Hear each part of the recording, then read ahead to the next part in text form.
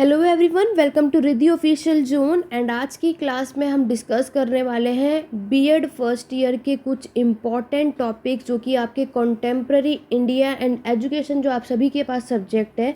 तो आज की वीडियो में हम वैदिक पीरियड, बुद्धिस्ट पीरियड और मेडिएवल पीरियड के बारे में डिस्कस करने वाले हैं। वीडियो के एंड तक बने रहना क्योंकि ये टॉपिक आज का बहुत इंपॉर्टेंट होने वाला है, क्योंकि आपके यहाँ से क्वेश्चन 100% हर बार पूछे जाते हैं। तो आपको किस तरीके से इस टॉपिक में लिखना है, क्या क्या लिखना है, कितना लिखना है, वो सारा कुछ आपको इस वीडियो में समझ में आ जाएगा। वीडियो के एंड तक बने रहना, बिना वीडियो को स्किप करे आपको इसको कंटिन्यू रखना है। और चैनल पे फर्स्ट टाइम आए तो जल्दी चैनल को सब्सक्राइब कर लो, बेल आइकन प्रेस कर लो, ताकि आगे जो भी वीडियोज़ अपलोड हो नोटिफिकेशन आपको टाइम टू टाइम मिलते रहे। और यहाँ पे बीएड फर्स्ट ईयर की क्लासेस के लिए आपको सारा कुछ मिल जाएगा सोर्सेज, प्लेलिस्ट को चेक कर लेना। चलिए बढ़ते हैं। ऑलरेडी हम कॉन्टेम्प्रेरी इंडियन एजुकेशन पे बहुत वीडियोस कर चुके हैं। अगर आपने नहीं देखा है तो आप डिस्क्रिप्शन में चेक कर सकते हैं लिंक, नहीं तो आप प्लेलिस्ट में जा करके चेकआउट करना। तो चलिए स्टार्ट करते हैं और बढ़ते हैं कि वैदिक पीरियड, बुद्धिस्ट पीरियड और मेडिएवल पीरियड के बारे में एग्ज़ाम में आएगा और 100% आता है आपको अपने एग्ज़ाम में किस तरीके से लिखना है।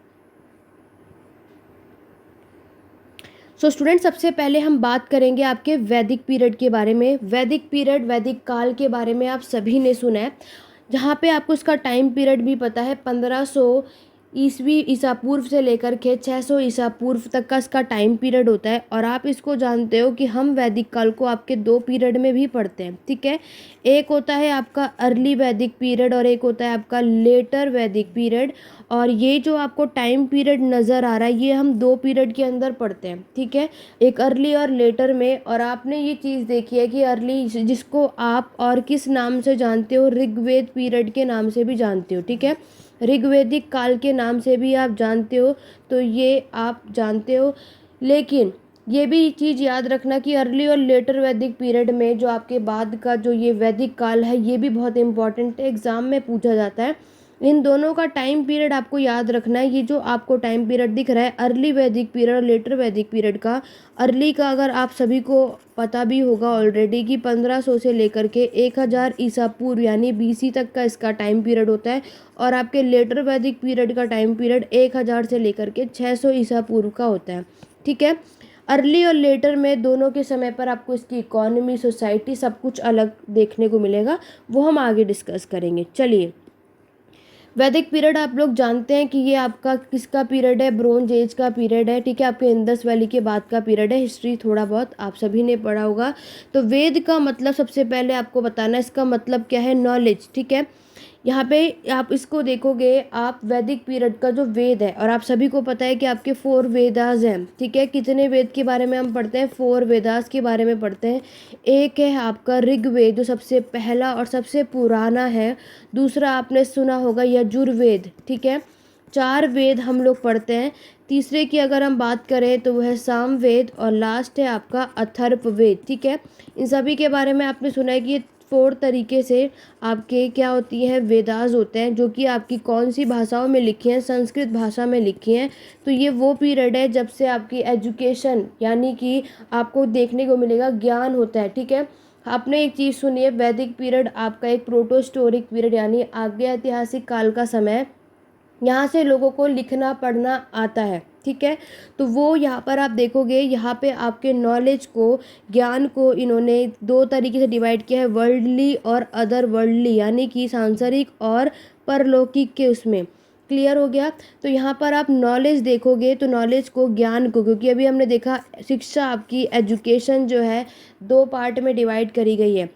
फिर आपकी एजुकेशन सिस्टम को याद रखना कि वो आपकी first in ancient India is known as Vedic system of education. जो आपके प्राचीन भारत में जो आप अपना एजुकेशन सिस्टम देख रहे हो, उसको क्या बोला गया है, वैदिक सिस्टम ऑफ एजुकेशन, यानी वैदिक शिक्षा प्रणाली इसको कहा जाता है। ये पहले भी, क्योंकि इससे पहले आपने सभी ने पढ़ा सिंधु घाटी की सभ्यता, इंडस वैली सिविलाइजेशन, ठीक है। इस समय के लोगों को लिखना आता है, लेकिन आज तक हम इसकी स्क्रिप्ट लिपियों को पढ़ नहीं सकते, अनडेसिफर है। लेकिन वैदिक पीरियड में आप देखोगे यहाँ से लोगों को पढ़ना लिखना आता है, तभी ये एक आपका लिटरेचर यानी साहित्य आपको बहुत सारा देखने को मिलता है। क्योंकि आपको पता है कि आपकी ये जो लिटरेचर है, जो आपके साहित्य है, इनके थ्रू भी हमें आज पास्ट यानी आपके पास्ट के बारे में यानी कि आपके भूतकाल के बारे में आपको बताता है कि कैसे पास्ट में क्या क्या घटनाएं चीज़ें हुई थी, ठीक है। तो ये भी एक हमारा इम्पोर्टेंट सोर्स माना जाता है। चलिए आगे बढ़ते हैं। वैदिक पीरियड आपको क्लियर हो गया। अब इससे रिलेटेड अगर हम आगे देखेंगे, आपके कुछ स्कॉलर्स आए थे, ठीक है, कुछ विद्वान आए थे जिन्होंने आपके यहाँ पे चीज़ें क्या बोली कि आपके वैदिक पीरियड को इन्होंने और इसके एजुकेशन पीरियड को कुछ हिस्सों में डिवाइड करा है। आप पूरे वैदिक चीज़ें यानी कि आपका जो पूरा वैदिक पीरियड है ना, याद रखना, इसके साहित्य, इस पे बहुत सारे लिटरेचर आपको देखने को मिलेंगे। ऋग्वेद पीरियड इसको कहा जाता है, ब्राह्मिक पीरियड, आपके उपनिषद हुए, आपके सूत्र हुए, आपके स्मृति हुई, आपके पुराण हुए, ठीक है, आपके उपनिषद हुए, ये सब कुछ इसमें आता है। आपके अरियंग्स हुए, ठीक है, स्मृति और श्रुति लिटरेचर याद कर लो, सबको पता होगा। स्मृति और श्रुति लिटरेचर, स्मृति और श्रुति साहित्य इसको कहते हैं। तो यहाँ पर आप देखोगे कि यहाँ पर आपके एजुकेशन, वैदिक एजुकेशन पीरियड के अंदर आपको ये सारी चीज़ें आपने पढ़ी होंगी। जैसे कि आपके वेद हैं वो कितने प्रकार के होते हैं, 4 तरीके के होते हैं, ठीक है। ऐसे ही अगर हम बात करेंगे, आपके उपनिषद आपको पता है कितने, 108 होते हैं। कितने, 108 उपनिषद होते हैं। इस तरीके से आप देखोगे कि यहाँ पर हम जो वैदिक काल के बारे में पढ़ते हैं, इसके साहित्य, जो लिटरेचर जिसके थ्रू हमें ये आप देखोगे, एक होता है आपका रिलीजियस यानी धार्मिक। तो ये जितने भी सोर्सेज आपको नज़र आ रहे सारे रिलीजियस ही हैं, ठीक है। चलिए फिर आप देखोगे, but all this period due to predominance of the way there was no change in the aims and ideal of the education. लेकिन इन सभी कालों में वेदों की प्रधानता के कारण शिक्षा के उद्देश्य और आदर्शों में कोई परिवर्तन नहीं हुआ था। इसी वजह से इस काल की शिक्षा का अध्ययन वैदिक काल के अंतर्गत ही किया जाता है। जैसे मैंने आपको बताया, जो वेद है, वेदास आप पढ़ रहे हो 4 तरीके के, ऋग्वेद, यजुर्वेद, अथर्ववेद और सामवेद। हम इस 4 तरीके से वेद को पढ़ते हैं। और मैंने आपको बताया इसको लिखा गया था कौन सी भाषा में, संस्कृत भाषा में लिखा गया था, ठीक है। सबका अपना अलग अलग उद्देश्य है, सबको आपको पता है। ऋग्वेद के अंदर आपको गायत्री मंत्र ये मेंशन है, ठीक है। इसके अंदर गायत्री मंत्र आपके इसी से लिया गया है, ये भी आपने सुना या पढ़ा होगा। चलिए आगे बढ़ते हैं। वेरी इंपॉर्टेंट, फिर वैदिक पीरियड के अंदर आपके एक according to doctor F.E. Keay, ये स्टेटमेंट याद रखना है, क्योंकि जो भी कोई कुछ भी बोलता है आपको एज इट इज़ लिखना है। अगर आपको ये याद हो तो ये लिखना है, नाम आपको याद रखना है, ठीक है, कि किसने क्या बोला। वेरी इंपॉर्टेंट है, अगर आप ये लिखेंगे तो अच्छा स्कोर करेंगे। अदरवाइज़ अगर आपको ये नाम ना याद हो आप इसको स्किप कर देना, बट लिखना आपको सही है। अगर मैं बात करूँ तो इन्होंने क्या बोला था, to achieve their aim not only did Brahman develop a system of education which survived even in the events of the crumbling of empires and the changes of society, but they also through all those thousands of years kept a glow of torch of higher learning।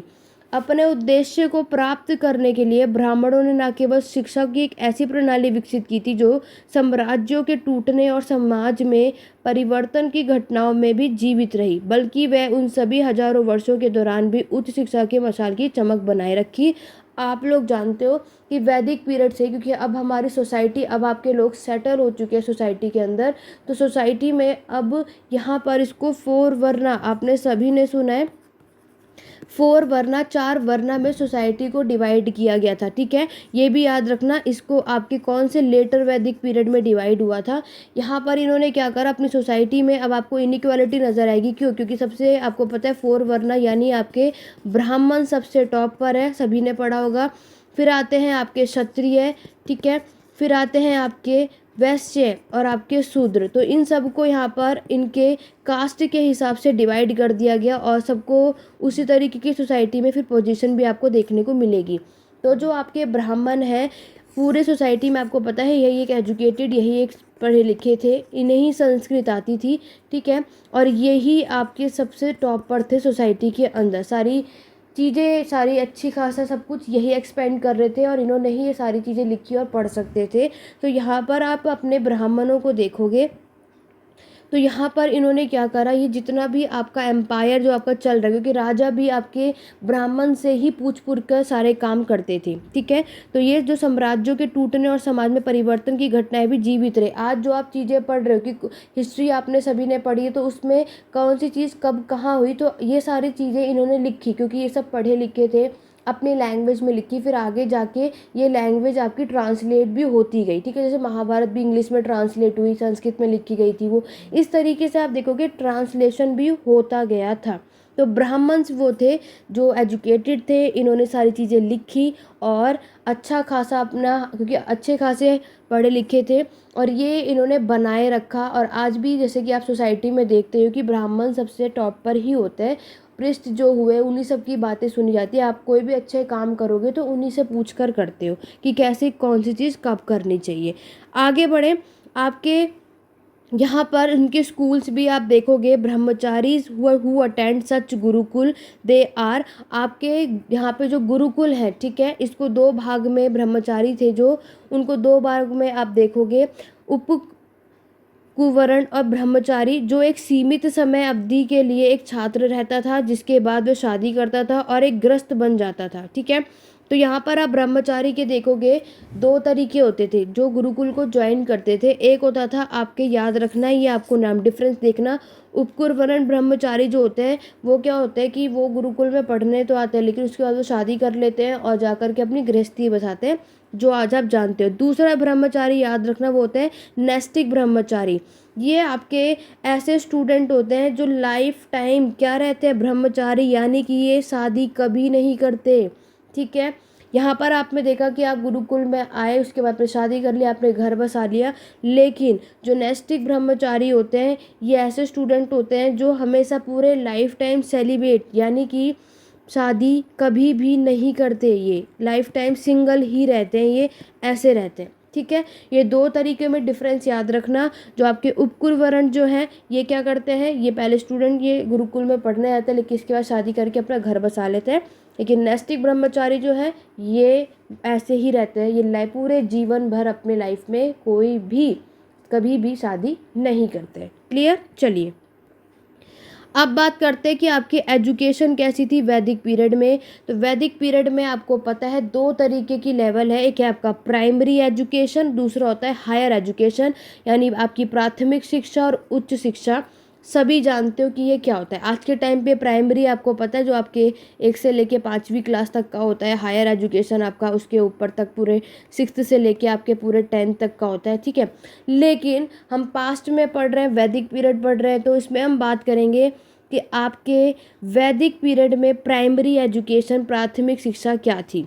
आपकी primary education during Vedic period was arrange in the families, ठीक है।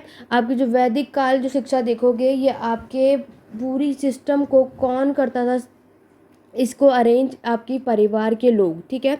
बच्चे का विद्यारंभ संस्कार शिक्षा आरंभ लगभग 5 वर्ष की आयु में किसी शुभ दिन पर शुरू किया गया था। देखो यहाँ पे इसका कहने का क्या मतलब है, अब जो उस समय की पढ़ाई होती थी वो होता था आपके परिवार के थ्रू, लाइक उनके जो संस्कार होते हैं शुरू, सबसे पहला क्या होता है विद्या आरंभ, यानी अपनी पढ़ाई, विद्या आरंभ यानी जो आपकी एजुकेशन की जो अब पीरियड जो है वो शुरू होने वाला है। सबको पता है जब बच्चा 5 साल का हो जाता है तब से उसकी लाइफ में उसकी पढ़ाई स्टार्ट की जाती है, ठीक है। तो ये हमारी फैमिली का सबसे पहला काम होता है, अपने बच्चे को अपनी लाइफ के लिए आगे। तो आपने देखे होंगे पूरे 16 कुछ भी ऐसे करके संस्कार होते हैं, ठीक है। पूरा आपके जन्म लेने तक के लेकर आपके मरने तक का सारा होता है।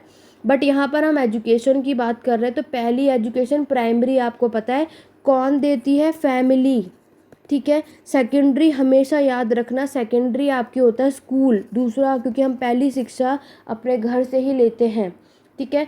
सेकेंडरी होता है आपका स्कूल हुआ और आपकी अदर्स जितने भी सारी चीज़ें हैं, नेबर्स हुए, ठीक है, वो बाकी बाद में, लेकिन हमेशा प्राइमरी पे फैमिली ही रहती है, ये आपको याद रखना है। क्लियर हो गया। तो यहाँ पर आपने देखा this ritual was manage by the family priest. तो यहाँ पर ये लोग क्या करते हैं, जब 5 साल का बच्चा होता तो पहले के टाइम पर ये लोग क्या करते थे, एक अच्छा दिन शुभ दिन निकालते थे कि कब से बच्चा को पढ़ने जाना है। और आपको पता है उसके लिए ये जो भी, क्योंकि हम कुछ भी अच्छा काम कराते थे तो फैमिली का प्रिस्ट जो भी पुजारी होंगे, पंडित होते हैं, हम उससे डेट निकलवाते हैं ताकि ये चीज़ कब हो। तो पहले के टाइम पर यही होता था कि कब से स्टडी को स्टार्ट करना है, कब से बच्चे को पढ़ने के लिए भेजना है, तो उस समय पर ये पृष्ठ से डेट निकलवाते थे। ठीक है, तो ये कौन करता था, आपके फैमिली के पृष्ठ से। और देन आपकी फिर बच्चे की अब तो लाइफस्टाइल पर पूरे लाइफ टाइम आपको पढ़ना ही है, ये प्रोसेस आप देखोगे प्राइमरी एजुकेशन में होता था। ठीक है, फिर दूसरा देखो आगे क्या होता है, बच्चों को नहलाया गया, नए कपड़े पहनाए गए और पुजारी के सामने फिर उसको पेश किया जाता है। फिर आपके नए वस्त्र के ऊपर अनाज बिछाकर, अब ये है कि इस रिचुअल में होता क्या है, कैसे ये लोग करते हैं ये बता रहे हैं। ठीक है, तो फिर ये इनको नए कपड़े पहनाते हैं, उनके साथ उनके अनाज भी रख देते हैं। वैदिक मंत्र, क्योंकि आपको पता है आपकी पूजा होंगी तो वहाँ पे मंत्र तो होंगे ही, तो वैदिक मंत्रों के द्वारा आपके देवी देवताओं का आवाहन किया जाता है, पूजा किया जाता है। और अक्षर के अक्षर बनाने वाले अनाज पर बालक की अंगुली जो है, उनके फिंगर्स को चलाया जाता है। इसके बाद पुजारी को भोजन करा के दक्षिणा दी जाती है। उन्होंने बच्चों को आशीर्वाद दिया और इस तरह नियमित शिक्षा शुरू हुई। ठीक है, तो ये जितने भी आपके पूजा करने का पूरा प्रोसेस होता है वो करने के बाद तब फाइनली आपकी जो बच्चा है उसका रेगुलर एजुकेशन स्टार्ट हो जाता है। ठीक है, उनके आशीर्वाद से देन अब वो गुरुकुल जा सकता है, अब वो अपनी पढ़ाई को स्टार्ट कर सकता है। तो ये सारे जो प्रोसेस आप देख रहे हो ये सारी चीज़ें होती हैं। क्लियर हो गया। चलिए, अब हम बात करेंगे हायर एजुकेशन के बारे में। प्राइमरी के बारे में समझ आ गया, वीडियो को लाइक शेयर करना मत भूलना। कोई भी डाउट हो, कुछ समझ नहीं आ रहा हो, कमेंट के थ्रू आप पूछ सकते हैं, हम आपके सारे डाउट को क्लियर करेंगे।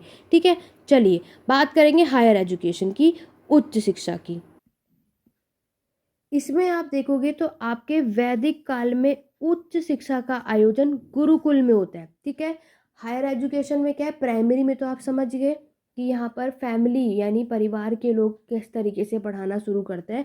हायर में अब आप गुरुकुल जाना शुरू करते हो। ठीक है, यहाँ पर बच्चे क्या करते हैं, 8 से 12 साल यानी 8 to 12 ईयर के होते हैं और उन्हें कहाँ भेज दिया जाता है, गुरुकुल में। ठीक है, उस समय में आपको पता है गुरुकुल में पढ़ाया जाता था। Brahmin children were admitted at the age of 8 years. जो वहाँ पे ब्राह्मण्स के बच्चे होते थे जो गुरुकुल में जाते थे, वो कब जाते थे, जब वो 8 ईयर्स के होते थे। ठीक है, जो आपके क्षत्रिय के बच्चे होते थे वो गुरुकुल कब जाते थे, आपके 10 साल के होते थे, 10 ईयर्स के होते थे, तब वो जाते थे।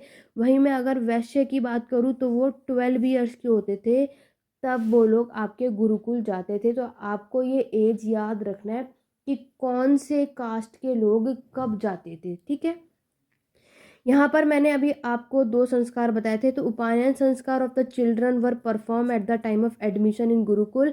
तो यहाँ पर जब इन लोगों को गुरुकुल में एडमिशन जब ये जाते थे तो उस समय इन्हें उपनयन संस्कार किया जाता था। बच्चों को यहाँ पर आप देखोगे क्या परफॉर्म करना पड़ता था, उपनयन संस्कार यहाँ पर इन्हें करना पड़ता था।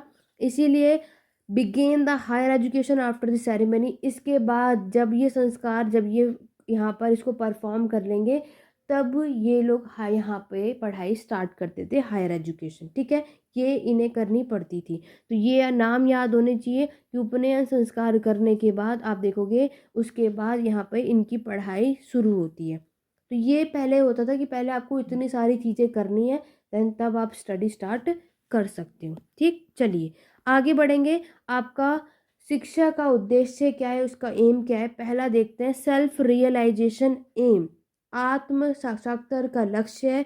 दूसरा है इमीडिएट एम और वोकेशनल एम यानी तत्काल उद्देश्य या व्यवसायिक उद्देश्य है। तीसरा है आपका moral religious and spiritual development aim, नैतिक धार्मिक और आध्यात्मिक विकास का लक्ष्य है। नेक्स्ट है self control and self discipline यानी आत्म नियंत्रण और आत्म अनुशासन। फिफ्थ है आपका पर्सनालिटी डेवलपमेंट यानी व्यक्तित्व विकास। सिक्स्थ है आपका stress, social and civic duty, सामाजिक और नागरिक कर्तव्य पर तनाव। यहाँ पर क्या है कि आपके एजुकेशन, आज हम जो इतना पढ़ाई कर रहे हैं, हम जो शिक्षा ले रहे हैं, तो उसका उद्देश्य क्या है कि हमें किस तरीके से डिसिप्लिन में रहना चाहिए, सारे मैनर्स हम लोग सीखते हैं। खुद का कंट्रोल सीखते हैं, ठीक है। अपनी पर्सनैलिटी को डेवलप करते हैं कि हमें सोसाइटी में कैसे रहना चाहिए, क्योंकि हम एजुकेटेड होते हैं तो हम एक अलग ही दिखते हैं, ठीक है। लिटरेट अगर हम होते हैं, पढ़े लिखे होते हैं तो हम एक अलग दिखते हैं, इलिटरेट होते हैं तो हम एक अलग दिखते हैं, ठीक है। हमें कहाँ पे क्या कैसे रहना चाहिए, क्या कौन से काम करने चाहिए अपने समाज के लिए, हमारे जो रूल्स एंड रेगुलेशन बनाए हैं, हमारे लिए जो लॉ बनाए गए हैं, कानून बनाए गए हैं, तो ये सब क्या हमें सब पता चलेगा, हम तब अवेयरनेस रहेंगे जब हम एजुकेटेड होंगे, जब हम शिक्षा को प्राप्त कर लेंगे, ठीक है। आप उसके थ्रू जो भी अंधविश्वासी, क्योंकि आप एक चीज़ देखो, पहले के टाइम पर क्या था, जब ये वैदिक पीरियड भी पढ़ रहे होते हैं पुराने समय में, लोग अंधविश्वासी में बहुत बिलीव करते थे, क्यों, और दूसरा ये लोग इलिटरेट थे, तो यहाँ पर ये पढ़े लिखे ना होने के कारण इन्हें ईजिली से बेवकूफ़ बनाया जा सकता था। तो आप अवेयर रहो कि कोई आपके साथ गलत कर रहा है, सही कर रहा है, क्या कर रहा है, उसके लिए आप एजुकेटेड होने ज़रूरी हो, जिससे आपको ये होगा कि हाँ, ये आपको सही बता रहा है या गलत। आप लोग जानते हो कि एजुकेशन से आपको क्या क्या चीज़ें आप लोग सही कर सकते हो, समझ सकते हो। सामने वाले को लगेगा कि वो आपको इजीली से गलत बेवकूफ़ बना सकता है, बट ऐसा नहीं है, क्योंकि सामने वाला भी अब उस सबके एजुकेटेड, आप मतलब आप पढ़े लिखे हो, अब आपने शिक्षा को प्राप्त कर लिया है, तो आपने इतनी चीज़ें डेवलप कर ली हैं, ठीक है। तो ये सारी चीज़ें आपका उद्देश्य होता है शिक्षा का। तो इस तरीके से आपको इसको आप चाहो, जब आप अपने एग्ज़ाम में लिखोगे तो डायग्राम के थ्रू अपनी चीज़ें करना, अच्छे स्कोर आते हैं। यहाँ पर लिखना एम ऑफ एजुकेशन, क्या शिक्षा का उद्देश्य क्या है, और इस तरीके से डायग्राम में करके ये सारे पॉइंट अगर आप लिखेंगे तो आपको अच्छा स्कोर मिलेगा, ठीक है। चलिए आगे बढ़े, एक एक करके मैं अब यहाँ पर बता देती हूँ। सेल्फ रियलाइजेशन एम, यानी कि खुद पर क्या है, आपका आत्म साक्षात्कार का लक्ष्य है। Overall aim of education was for the complete realization of self and for freedom of the soul, यानी आपकी मुक्ति और मोक्ष, ठीक है। And that education would the lead to liberation from unreality और reality, darkness to light, death to immortality. मैंने आपको क्या बताया, अब खुद रियलाइजेशन करोगे, क्योंकि जब आप एजुकेशन यानी कि अपनी शिक्षा को प्राप्त कर लोगे तो आपको समझ में आ जाएगा कि क्या रियलिटी है और क्या रियलिटी नहीं है, कहाँ आपको अंधेरे में रखा जा रहा है, कहाँ बेवकूफ़ बनाया जा रहा है, आप उससे बाहर आओगे, ठीक है। ये सारा कुछ, और मृत्यु से अमरता की और सारे कुछ से चीज़ें आपको बताएगी, मुक्ति और मोक्ष से समझ में आएगा आप सभी को जब आप ये पढ़ाई करोगे, शिक्षा लोगे, तब इसका ये उद्देश्य होता है, ठीक है। जैसे आपने पहले के टाइम पर देखा कि यहाँ पर जितने भी आपके ये प्रिस्ट होते हैं, पोप, ये लोग ये सब रूल करते हैं, ये सब अपने हिसाब से चीज़ें चलाते हैं। और आज भी आप देखो ऐसे बहुत से पंडित हैं, सारे क्या कहेंगे, आप ये चीज़ करोगे तो आपको ये मिलेगा, आप अमीर हो जाओगे, या आपको जिस चीज़ की कमी है वो मिल जाएगी। ऐसे बहुत भी आज अंधविश्वासी लोग हैं, एजुकेटेड होने के बाद भी आप लोगों को फॉलो करते हो। लेकिन जो एजुकेटेड है, आपको पता है कि ये सिर्फ अपने फ़ायदे के लिए कर रहे हैं, ऐसा कुछ नहीं है, क्योंकि इनको तो अपनी चीज़ें मिल रही हैं, इसलिए आपको ऐसा बोल रहे हैं। पहले के टाइम पर इतने लोग पढ़े लिखे नहीं थे, तो आपको एक चीज़ समझ आएगी कि ये लोग आपको बेवकूफ़ बना रहे हैं, इन्हें कुछ करने से ऐसा कुछ नहीं होता है, ठीक है। इसलिए एजुकेशन ज़रूरी है। दूसरा आपका जो पॉइंट था, इमीडिएट एम और वोकेशनल एम, इसमें देखो क्या होता है, this was to prepare the different caste for their different ways of living and earning of livelihood. इसमें यहाँ पर आपके जितने भी अलग अलग कास्ट के लोग होते हैं, ठीक है, उसके पूरे आपकी लाइफ में के लिए, कमाई के लिए तैयार करना होता है, ठीक है। आप एक चीज़ देख रहे हो कि हमारी सोसाइटी में आप चारों तरीके के अलग हो, ब्राह्मण, क्षत्रिय, वैश्य और शूद्र, ठीक है। ब्राह्मण आपको पता है जितने भी आपके पृष्ठ पुजारी ये सारे लोग होते हैं। क्षत्रिय आपको पता है जितने भी राजा हुए, नॉबल्स हुए, ये सारे यहाँ पर आते हैं। वैश्य में आपको पता है working class like merchant, traders, ठीक है, व्यापारी हुए आपके, ये सब इसमें आते हैं। शूद्र आपको पता है इसमें आपके सर्वेंट हुए, लैंडलेस, पीजेंट हुए, ये सारे इसमें आते हैं। तो यहाँ पर सबको यहाँ पर क्या है कि आप अपने तरीके से, क्योंकि आज आप देखो बहुत सारे काम होते हैं, सब अलग अलग तरीके से काम करते हो, तो सबको उसके हिसाब से तैयार किया जाता है, ठीक है। आज हमें जो भी बनना है इन फ्यूचर, हम उसके हिसाब से अपने कोर्सेज को करते हैं, ठीक है, उसके हिसाब से हम लोग पढ़ते हैं। चलिए थर्ड देखो मोरल, रिलीजियस एंड स्पिरिचुअल में क्या है, the education was for education goal and not for the same public and exam और service, it was not merely intellectual but moral, spiritual and religious too. The life of the pupil was full of custom acts. Prayer was common. Each pupil was needed to perform spiritual ceremony punctually. They had to involve in all religious festival. देखो यहाँ पर क्या कहना चाहता है, यहाँ पे इनका कहने का मतलब है जब यहाँ पर लोग एजुकेटेड हो रहे हैं तो यहाँ पर ये नहीं है सिर्फ आपको पेपर देने जाना है, मार्क्स लेने हैं, सिर्फ इसके लिए पढ़ाई नहीं हो रही है. यहाँ पर आपकी मोरल, नैतिक के लिए, स्पिरिचुअल, आध्यात्मिक और आपका रिलीजन, धार्मिक के लिए भी होता है. ठीक है, आपके क्या संस्कार, क्योंकि पहले ये नहीं था, आज तो हम लोग इतना कुछ पढ़ रहे हैं, मैथ, इंग्लिश, साइंस, सब कुछ. कुछ कुछ चीज़ें हमारी शायद मे बी इन फ्यूचर काम नहीं आती. आज हमको क्या है, बस हमें पास होना है, अपने एग्जाम को क्रैक करना है, ये है. लेकिन पहले ऐसा नहीं होता था. पहले क्या था, आपकी मोरल वैल्यू, स्पिरिचुअल, रिलीजन, इन सब के बारे में आपको अच्छा खासा बताया जाता था. आपके संस्कार क्या होने चाहिए, आपको बड़ों के साथ कैसे व्यवहार करना है, सारा कुछ शिक्षे का जीवन संस्कारों से भरा हुआ था. आपको प्रेयर, प्रार्थनाएं वेरी इंपॉर्टेंट. आज भी आप देखो स्कूलों में सबसे पहले हमारी पढ़ाई स्टार्ट करने से पहले क्या प्रेयर करवाई जाती है. ठीक है, तो ये था कि यहाँ पर आपको जो आपके रिचुअल्स हैं, जो आपके रीति रिवाज है, वो आपको फॉलो करना है. उसके लिए आपको क्या क्या करना होगा, पहले के समय पे तो यज्ञ होते थे, ये सारा कुछ करना होता है ना, परफॉर्म. ठीक है, तो स्कूलों में जब जाते थे तो पहले ये सारी चीज़ें पढ़ाई जाती थी आपको.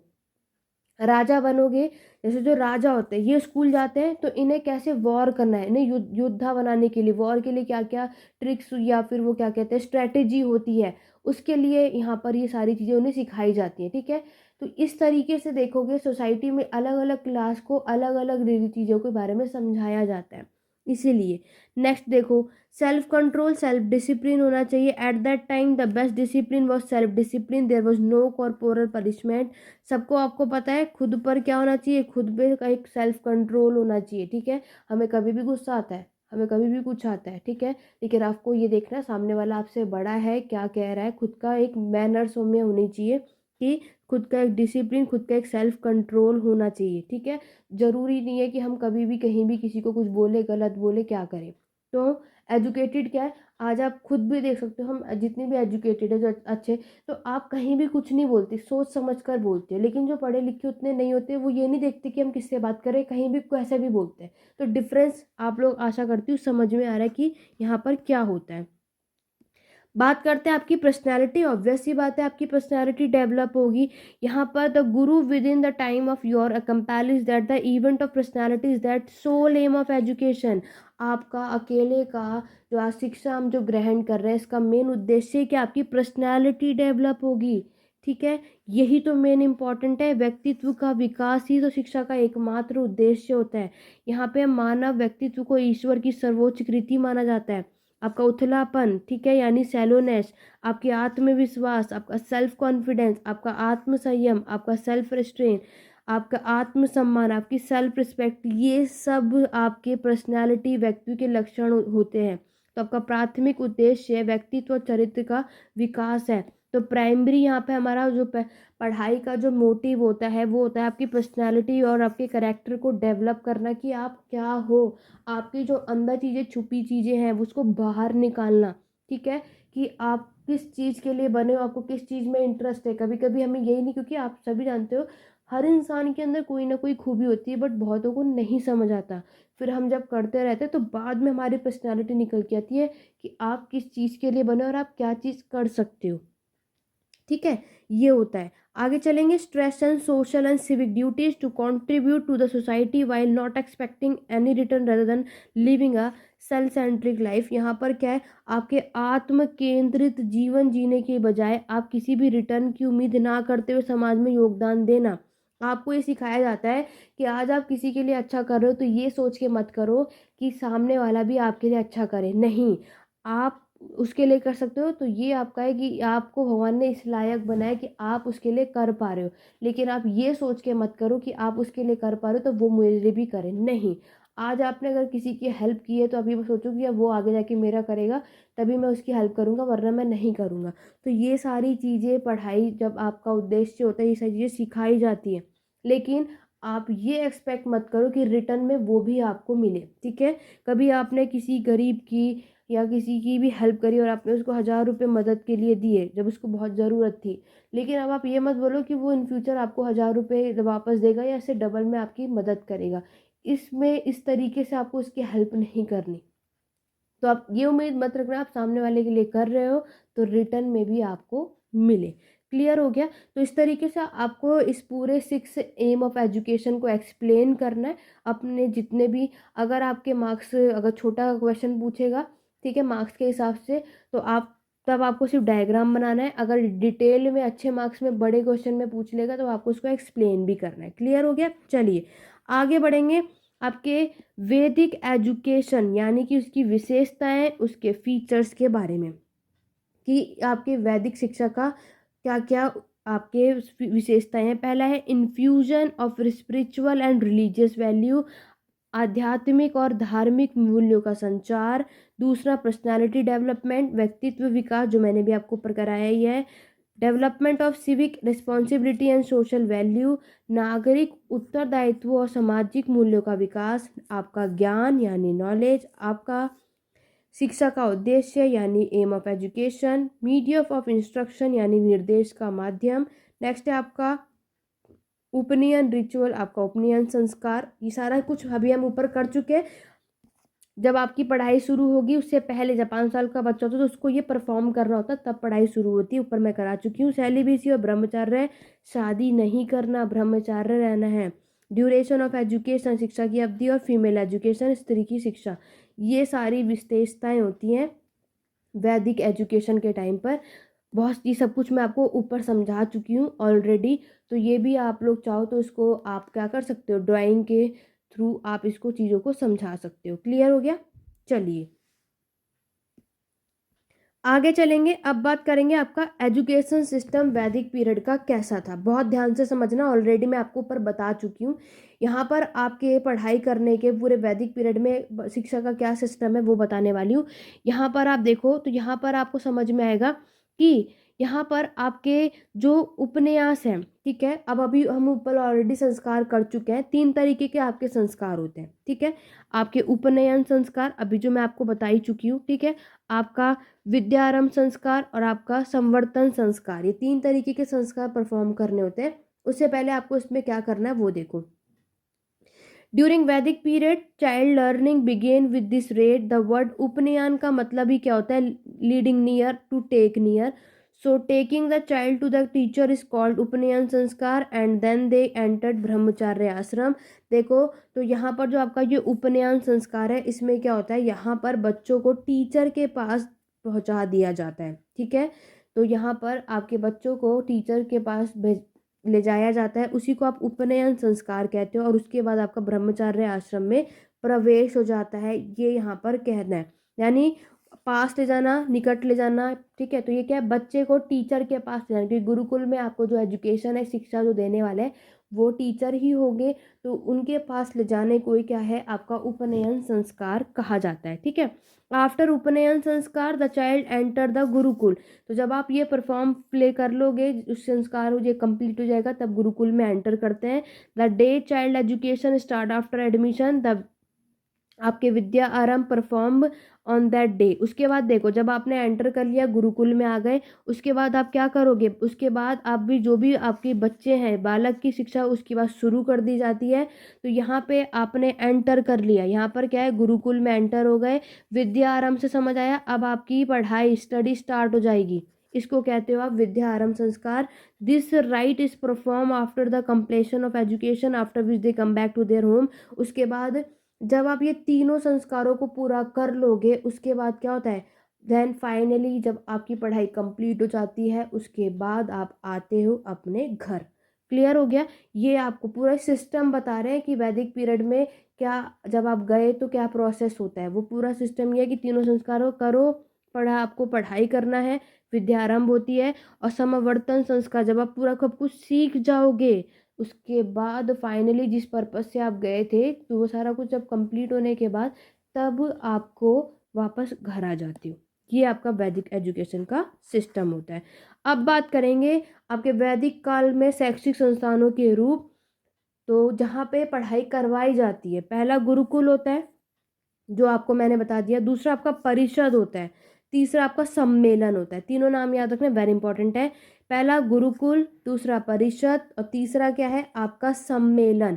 तो हमारे पहले वैदिक पीरियड के टाइम पर आपका इंस्टीट्यूशन जो देखोगे 3 तरीके के होते थे, गुरुकुल, परिषद और सम्मेलन। अब इनको डिटेल में बता देते हैं। देखो, गुरुकुल मैंने आपको बता दिया ये क्या होता है। गुरुकुल शहरों के शोर और हलचल से दूर प्राकृतिक परिवेश में स्थित गुरुकुल गुरुओं के आवास थे। गुरुकुल सबने देखा है, सुना है। तो गुरुकुल एकदम दूर होता है, ठीक है, एकदम। ये नहीं है कि आप वापस आके आप गुरुकुल गए तो ओवरऑल जब स्टडी कंप्लीट हो जाती है, जब आप सीख कर आते हो तब जाके ये शुरू होता है आपका, ठीक है। माता पिता ने अपने उपनयन संस्कार मनाकर अपनी अपनी जाति के अनुसार 5 वर्ष से 9 वर्ष की आयु में बच्चों को भेज देते हैं। अभी मैंने आपको ऊपर बताया कि आपके ब्राह्मण, क्षत्रिय और वैश्य, इन सब के लिए एज होती है। तो सबकी जब जब जितनी भी जिसकी एज होती है गुरुकुल में जाने की, तो जो पेरेंट्स हैं फिर वो अपने बच्चे को उस एज में भेज देते हैं। उसके बाद क्या होता है, people lived under the roof of their guru called antevasin under the direct supervision of the guru. उसके बाद जो भी गुरु कहेंगे तो बच्चा क्या है अब उस गुरु के अंडर में है, और वो सारी चीजें आप किसकी मानेंगे, अपने गुरु की। तो शिष्य अपने गुरु की सीधी देखरेख में अंतवेशना कह जाने वाले गुरु की छत के नीचे रहते थे। तो अभी मैंने आपको बताया गुरुकुल में आप गए, फिर आप अपने टीचर के साथ, गुरु के साथ ही रहोगे, ठीक है, उन्हीं के साथ आप रहते हो। और जो भी आप जिस भी पर्पज से, यानी क्षत्रिय के लोग गए, ब्राह्मण के लोग गए, वैश्य, तो जिसका जो जो काम है, जिस पर्पज से आप गुरुकुल में गए, जो भी जिस भी एजुकेशन के लिए, वो सारी चीज़ें आपको मिलेंगी। वो सीखने के बाद कंप्लीट तब आप आते हो। गुरुकुल से को सबको पता है। बात करते हैं परिषद क्या होता है। Were bigger education institution which several teacher used to teach different subject. अब क्या है, यहाँ पर अब आपके बहुत सारे टीचर्स होते हैं और अलग अलग सब्जेक्टों को पढ़ाते हैं, ठीक है। दिस में भी कंपेयर टू अ कॉलेज परिषद इन उपनिषद। तो उपनिषद में इसको कॉलेज परिषद के नाम से कंपेयर किया गया। Has been use to conference of learn man assemble for deliberation upon philosophical problem. देखो यहाँ पर क्या होता है, आपके परिषद के अंदर, उपनिषदों में एक इसको कॉलेज परिषद से इन लोगों ने इसको तुलना करी है, ठीक है। यहाँ पर आपका पूरे जितने भी स्कॉलर्स, विद्वान लोग होते हैं, इन लोगों का पूरा एक सम्मेलन होता है। तो यहाँ पर आपकी जितने भी फिलोसफिकल प्रॉब्लम होती है, जितनी भी आपकी दार्शनिक समस्याएं होती हैं, उस पर सब यहाँ पर क्या इकट्ठे होते हैं और सॉल्व करते हैं, बातचीत करते हैं, ठीक है, कि क्या प्रॉब्लम है। बाद में उन संस्थानों पर परिषदों की स्थापना की जाती है जहाँ विद्वान लोग अच्छी संख्या में रहते हैं और धीरे धीरे ये संस्थाएं ज्ञान प्रदान करने के लिए स्थायी केंद्र बन जाती हैं। तो जब ये डिस्कस कर लेते हैं कि कहाँ पर एजुकेशन की कमी है, कहाँ पे किसकी क्या ज़रूरत है, उसके बाद वहाँ पे परिषद बना दिया जाता है, ठीक है, इंस्टीट्यूशन बना दी जाती है कि कहाँ पे ज़रूरत है स्कूल कॉलेजेस खोलने के लिए। तो ये सारी चीज़ें फिर परिषद में डिस्कस होती है और फिर इसको वहाँ पर ओपन कर दिया जाता है। लास्ट है आपका सम्मेलन। सम्मेलन का मतलब होता है getting together for a particular purpose. यहाँ पर सारे लोग इकट्ठे होते हैं, लेकिन सम्मेलन का मतलब सभी को पता है क्या होता है। जब कोई आपका मेन उद्देश्य होता है तब उस पर्पज से आप लोग इकट्ठे होते हो, ठीक है। In this type of educational institution scholar gathered eight one place. तो इस समय क्या होता है, आपके जितने भी स्कॉलर्स होते हैं, विद्वान लोग होते हैं, एक जगह इकट्ठे होते हैं for learn discussion and competition generally on the invitation of the king. Scholar were appropriately rewarded. यहाँ पर देखो क्या होता है, यहाँ पर आपके सारे विद्वान लोग इकट्ठे होते हैं और यहाँ पर आपके जितने भी राजा हैं, कि ठीक है, ये अपने सारी चीज़ें इकट्ठे होती है और डिस्कस करते हैं, ठीक है। जितनी भी चीज़ें होती है ना आपकी, उस सब पे राजा के नियंत्रण पे विद्वानों की चर्चा और प्रतियोगिता के लिए एक स्थान पर एकत्रित होते हैं। तो यहाँ पर आपके राजा जो बुलाते हैं आपके विद्वानों को, फिर उनके यहाँ पर क्या होता है, कंपटीशन होता है, फिर जो जीतेगा ऑब्वियस है भाई उसको रिवॉर्ड मिलेगा। तो ये सारी चीज़ें यहाँ सीखी जाती, किसने किस, आप एक होता है ना कि हम जब पढ़ लेते तो हमारा एग्ज़ाम होता है कि आपने कितना सीखा पूरे साल में, हम एग्ज़ाम क्यों देते हैं, उसके बाद फिर जो फर्स्ट आता है, सेकंड आता है, थर्ड आता है, उसके हिसाब से हमें रिवॉर्ड मिलता है। ऐसे आपको देखने को मिलेगा कि जितना भी आपके गुरु ने सिखाया है उसके बाद क्या चीज़ें आपको समझ आई। चलिए बात करेंगे आपके शिक्षण के तरीके, मेथड ऑफ टीचिंग के क्या क्या तरीके होते हैं। इमिटेशन, रिपीटिशन, रोट मेथड, अनुकरण, पुनरावृत्ति, रटने की विधि। आपको पता है टीचिंग हम लोग होते हैं, हमें कुछ चीज़ समझ नहीं आती, लेकिन हमें पता है एग्जाम तो हमें देने जाना ही, तो हम लोग रटने लगते हैं, जो कि अच्छा तरीका तो है नहीं, क्योंकि रटने की चीज़ एक पर्टिकुलर टाइम तक ही आपको याद रहता है, फिर हम भूल जाते हैं, ठीक है। वैसे तो टीचिंग मेथड में हमें ये यूज़ करना नहीं चाहिए, अच्छा माना नहीं जाता, बट ये चीज़ भी एक आपका मेथड है। दूसरा है एक्सप्लेनेशन मेथड, ठीक है, स्पष्टीकरण। एक्सप्लेनेशन आपने बताया कोई भी चीज़ में, आज मैं आपको ये वैदिक पीरियड पढ़ा रही हूँ, तो एक होता है कि मैंने आपको ये पूरा डिटेल में कराया, ठीक है, अच्छे से एक्सप्लेन करूँ कि आप वो इन फ्यूचर भी ना भूलो। ऐसा ना हो कि आपने एग्ज़ाम दे दिया और आपका काम ख़त्म, वो सिर्फ रटने में होगा, ठीक है, आप याद करते रहे बस, वो तब तक 2 दिन याद रहेगा, भूल जाओगे, फ्यूचर में फिर याद ही नहीं रहेगा, अरे हमने इसमें क्या करा था। लेकिन एक्सप्लेनेशन के साथ डिटेल में समझोगे तो कॉन्सेप्ट आपको याद रहता है। इलिस्ट्रेशन मेथड यानी चित्रण विधि, आप एग्जाम्पल देते हो, ठीक है, हम कुछ पिक्चर दिखा दें, कुछ भी बता दें, तो उससे चीज़ें याद, आज हमें कोई भी टॉपिक समझ नहीं आ रहा, लेकिन अगर हमें कोई एग्जाम्पल के थ्रू, उदाहरण के थ्रू समझा देता है, तो हमें ये याद हो जाता है कि अच्छा ये एक्चुअल में कहना क्या चाहते हैं, तो ये बेस्ट मेथड होता है। क्वेश्चन आंसर मेथड, आज कोई टॉपिक है, मैंने आपको पढ़ा दिया, ठीक है, वैदिक पीरियड, लेकिन अब मुझे चेक करना है कि आपको ये चीज़ें समझ आई या नहीं, तो उससे हम क्वेश्चन आंसर करते हैं। तो ठीक है, उसके बाद हम जो पूरा हमें मैम चैप्टर समझा देती है, फिर वो हमें क्वेश्चन आंसर क्यों दिया जाता है कि एक्सरसाइज कि आपको इस चैप्टर से क्या समझ आया, तो वो क्वेश्चन हम पूछेंगे, आंसर आपने दे दिया, इट मीन्स आपको चीज़ें समझ आ गई। ठीक, नेक्स्ट होता है डिस्कशन और डिबेट मेथड। अब कोई वैदिक पीरियड के बारे में तो आप उस पर डिस्कस करते हैं, ठीक है, डिबेट करो आपस में, फिर इससे क्या होगा, आपको चीज़ें समझ आएंगी कि हाँ वैदिक पीरियड के समय पर ये चीज़ें हुई थी, आपका कोई भी है, ये भी एक अच्छा मेथड होता है कि हम उस टॉपिक से रिलेटेड डिस्कस करें, आपस में डिबेट करें, ठीक है, तो ये भी एक बेस्ट मेथड, तो इससे क्या है, फ्यूचर में आपको चीज़ें याद रहेंगी। Logic method, story telling method, practice method, तर्क विधि, कहानी सुनाने का तरीका, अभ्यास विधि। तो प्रैक्टिस मेथड आपका, ऑफिशियल मेथड, ये सारा कुछ आप देखते ही हो, प्रैक्टिस एट दी एंड कराया ही जाता है, ताकि आपने ये चैप्टर जो पूरा पढ़ा, पूरी कहानी जो समझी, तो ओवरऑल आपको क्या समझ आया वो भी चेक किया जाता है, ठीक है। ये पूरे आपके शिक्षण के तरीके होते हैं जो आपको याद रखने हैं। पहला अगर हम बात करें आपका, अब देखो डिसिप्लिन भी इंपॉर्टेंट है अनुशासन में।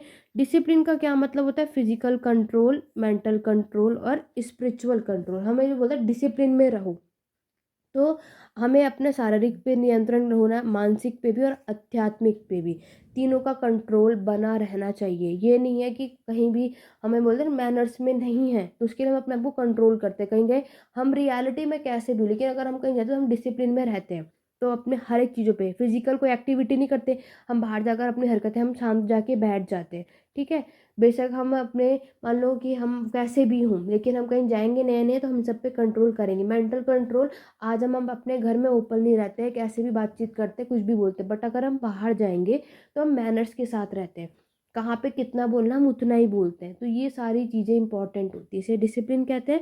Physical control refer to observance of celibacy, entertainment through dance and music, back beating. देखो फिजिकल कंट्रोल, यही जो मैं आपको ऊपर समझा रही हूँ, मैंने इन शॉर्ट में पहले बता दिया। फिजिकल कंट्रोल में देखो क्या करोगे आप क्या ब्रह्मचार्य के पालन, नृत्य और संगीत के माध्यम से, मनोरंजन चुगलखोरी से है, ठीक है, जो हम बैठ जाते हैं ना, वो सारे काम अब आपको नहीं करने, इस पर आपको कंट्रोल करना, ये सारी चीज़ें स्कूलों में सिखाई जाती है। तो पहले वैदिक पीरियड के समय पर ये डिसिप्लिन सिखाया जाता था, ठीक है, कि आपको क्या क्या काम करने हैं, ये सारी चीज़ें गलत होती है, इस पर कंट्रोल करो। मेंटल कंट्रोल कैसे करोगे, refer to control of sense organ, speaking truth, non stealing, celibacy, sex love. तो यहाँ पर मेंटल कंट्रोल क्या है कि आप पे सत्य बोलना, चोरी नहीं करना आपको, ठीक है, शादी नहीं करनी, ये सारी चीज़ें मेंटल कंट्रोल में ये तरीके सिखाना है। क्योंकि मैंने आपको बताया स्कूल में ब्रह्मचारी लोग भी दो तरीके के होते हैं, एक होता है कि चलो पढ़ाई लिखाई कंप्लीट हो गई, इसके बाद शादी कर लिया, घर बसा लिया, लेकिन दूसरे का होता है प्रॉपरली ब्रह्मचारी बन गए, अब हम इसी में रहेंगे, शादी नहीं करेंगे, तो ये सारी चीज़ें आपको याद रखनी है। डिसिप्लिन है, मन कर रहा है कि चोरी कर लें, ये अच्छा है, हमें ये मिल जाएगा, बट डिसि अच्छी क्या है कि आपको ये काम नहीं करना, दिमाग तो कह रहा है लेकिन वैसे आपको ये काम नहीं करना, क्योंकि अच्छी चीज़ नहीं होती। Spiritual control mean identify the form of soul, यहाँ पर क्या है, आत्मा के रूप की पहचान करना, ठीक है, हमारी आत्मा क्या कह रही है करने के लिए, ये सारा कंट्रोल हमें होना चाहिए, सही गलत की समझ, तो ये चीज़ें हमें सिखाई जाती थी, अभी भी सिखाई जाती है, पहले के टाइम पर भी सिखाया जाता है। मन बहुत कुछ कहता है बट वो चीज़ें सही नहीं होती, गलत होती हैं, इसलिए हमें उस पर कंट्रोल करना चाहिए कि ये काम हमें करना है या नहीं। तो कभी कभी चीज़ें गलत होती है लेकिन हम फिर भी उसको कर देते हैं, लेकिन बाद में लगता है कि हमें नहीं करना चाहिए, तो हमें कभी कभी क्या करना चाहिए, अपनी चीज़ों को कंट्रोल करना चाहिए। तो फिजिकल, मेंटल और स्पिरिचुअल कंट्रोल है जो इस चीज़ों के बारे में बताता है। क्लियर हो गया, आगे बढ़ेंगे, अब इसके एडवांटेजेस, इसके लाभ क्या है उसकी बात कर लेते हैं। पहला है the system focus of on the all round development of student, आपके छात्रों का सर्वांगीण विकास पर ध्यान केंद्रित करती है। जब एजुकेशन का है, ये पूरा क्या है, पूरा आपके अब आपके उस बच्चे के पूरा विकास पे, ऑलराउंड डेवलपमेंट पे आप फोकस करोगे, ठीक है। एजुकेशन से ही होगा, हर बच्चा अलग होता है, आप सभी जानते हो। तो अब किस में कौन सी क्वालिटी है वो सब कुछ हम देखेंगे, पढ़ाएंगे, करेंगे, तो वो चीज़ बाहर निकल आती है, कौन सा बच्चा किस में एक्सपर्ट है, ठीक है। दूसरा, more emphasis was given to practical knowledge rather than the theoretical knowledge. सबको पता है कि प्रैक्टिकली बहुत चीज़ें होती हैं, हर एक चीज़ थ्योरी लिखवा कर नहीं होती, ठीक है। आज हमें कुछ भी समझना तो हमें प्रैक्टिकल कराना है। आज अगर मैं आपको कुछ भी चीज़, मान लो कि मैं आपको रेड फोर्ट के बारे में बताना चाह रही, तो आज मैं आपको सिर्फ किताब से पढ़कर समझाऊं, बता दूं, तो काम नहीं बनेगा। उसकी बजाय मैं आपको लाल किले यानी रेड फोर्ट पे अगर मैं हम लोग लेकर के जाएं, ठीक है, और तब मैं आपको दिखाऊं, तो वो आपको याद रहेगा, क्योंकि आपको मैं प्रैक्टिकली वहाँ पे लेकर के गई। तो हमें प्रैक्टिकली नॉलेज पे, यानी कि आपके जो ज्ञान है, सिद्धांतिक ज्ञान नहीं करा के व्यवहारिक ज्ञान पर हम ज़्यादा बल देना चाहिए, ये याद रखना है, वेरी इंपॉर्टेंट। आगे टेट भी निकालना होगा तो ये चीज़ें याद रखना, काम आएंगी, पूछा जाता है। तो प्रैक्टिकल नॉलेज बहुत अच्छी होती है आपकी थ्योरी नॉलेज से ज़्यादा, तो हमें क्या कराना चाहिए, प्रैक्टिकल चीज़ें करानी चाहिए, करनी चाहिए। Next, the student were not just involve in the bringing of the rank but there the main focus on their knowledge. देखो यहाँ पर क्या है, आपको सिर्फ बच्चे को ये नहीं है कि वो सिर्फ क्लास में रैंक लाए, सिर्फ उसके लिए पढ़ाना है, नहीं, उसका फोकस ये कि पूरा ज्ञान। आज भी आप देखो कभी कभी क्या होता है कि बच्चों के मार्क्स कहीं कहीं कम आ जाते हैं, लेकिन इसका मतलब ये नहीं उस बच्चे को नॉलेज नहीं थी, नहीं, उसको नॉलेज है। हमारा पूरा फोकस करना है, जो टीचर है वो बच्चे को उस तरीके से पढ़ाए, उसका फोकस ये नहीं कि सिर्फ रैंक लाए, हमें पूरा उसी पे बल दो कि रटो, याद करो, कैसे भी करो, तुम्हें अच्छी रैंक लानी, नहीं। हमें क्या करना है, उसके जो ज्ञान है, मेन फोकस हमें उस पे रखना है, उसकी जो नॉलेज है किस में है। हर बच्चा अलग है, हर बच्चे को किस तरीके से याद होना है, वो मेरी बात किस तरीके से समझेगा, हमें टीचर्स जो होती हैं उस पर ध्यान रखना है। हमें प्रेशर नहीं डालना कि बच्चे नहीं तू इसी तरीके से याद कर, तुझे रैंक फर्स्ट लाना है, मैंने पढ़ा है, मेरा सब्जेक्ट है, मैं चाहती हूँ फर्स्ट आओ, अच्छी रैंक लाओ, मैं नहीं चाहती मेरा नाम खराब हो हमारे स्कूल का। इस तरीके से नहीं काम करना आपको, ठीक है। Next, classroom were built in forest which provide a pleasant study environment to the student. आपको क्या करना है, अपने कक्षाओं का निर्माण जंगलों में किया जाता था, जो कि छात्रों को एक सुखद अध्ययन वातावरण प्रदान करता था। उस समय पर जो पढ़ाई करवाई जाती थी, तो परमानेंटली को स्कूल तो होता नहीं था, तो जंगलों में होता था, आपको पता है, शांति से, क्योंकि गुरुकुल मैंने आपको बताया एकदम आपके घरों से बहुत दूर होता था, शांति रहती थी जंगलों में, ठीक है। इन्वायरमेंट से रिलेटेड अब आपको इन्वायरमेंट के बारे में पढ़ना है, सॉइल क्या होता है, वाटर क्या होता है, फॉरेस्ट क्या होता है, तो आप क्या, जब आप रियलिटी में चीज़ें देखोगे तो आपको चीज़ें समझ आएंगी।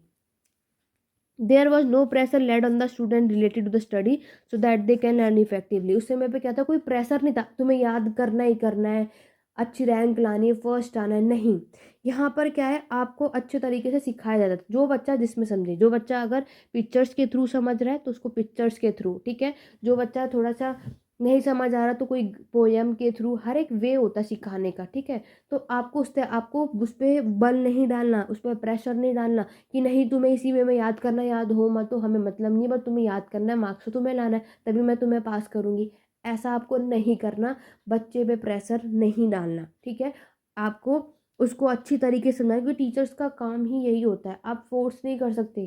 टीचर सब तब अच्छे होते हैं जब हम हर एक स्टूडेंट्स की स्किल्स को समझ सके कि वो कहाँ तक, क्योंकि आपको बताया जरूरी थोड़े पूरे क्लास में 30 बच्चे हैं तो 30 स्टूडेंट ही 31st आ जाएंगे, या 30 के 30 मेरी बातों को समझ पाएंगे। बहुत से अच्छे बच्चे होंगे जो मेरी चीज़ों को एक बार में समझेंगे, किसी को 2 बार, किसी को 10 बार बताना पड़ता है। लेकिन आप बताओ, सबके समझने का अलग तरीका होता है, लेकिन समझ उन्हें भी आएगा, ठीक है। प्रेशर नहीं डालना है। The government did not interfere with the formation of curriculum, king at that time help in the development of education. उस समय पे क्या था, आपकी सरकार का कोई प्रेशर नहीं था कि आपका पूरा सिलेबस कैसा रहेगा, आपको क्या क्या पढ़ना है, ये सारा कुछ नहीं। जैसे आज के टाइम पे तो यही है ना कि आपको एक पर्टिकुलर क्यूरिकुलम दे देंगे, पूरा आपका सिलेबस क्या होगा, ये पढ़ना है, तो ये आप नेक्स्ट में पहुंचोगे। उस समय ऐसा कुछ नहीं था, बट हाँ, आपका जो राजा है वो मदद करता था ताकि आपकी एजुकेशन जो है डेवलप हो सके, क्योंकि राजा अच्छा खासा पैसे वाला है, तो एजुकेशन के लिए और चीज़ें डेवलप कर सके, और चीज़ें बनवा सके, या बच्चों को जो जो नीड है उनको वो चीज़ें प्रोवाइड करता था। तो ये फ़ायदे होते थे। अब आते हैं, जब अगर फ़ायदे हुए हैं तो कुछ डिसएडवांटेज भी देख लो, नुकसान क्या होता है। नुकसान है, women are were not admitted to gurukul. सबको पता है, एक आपके गुरुकुल में एक तो आपके शूद्र और आपके वुमेन, ये सब के सब टेम्पल हुआ, आपके मंदिर हुआ, आपके एजुकेटेड प्लेस हुए, आपकी असेंबली हुई, इन सबको यहाँ अलाउ नहीं होता था। तो ये नुकसान भी थे, क्योंकि यहाँ सोसाइटी में मैन और वुमेन दोनों होते हैं, बट मैन को ही अलाउ होता था, वुमेन नहीं जा सकती थी।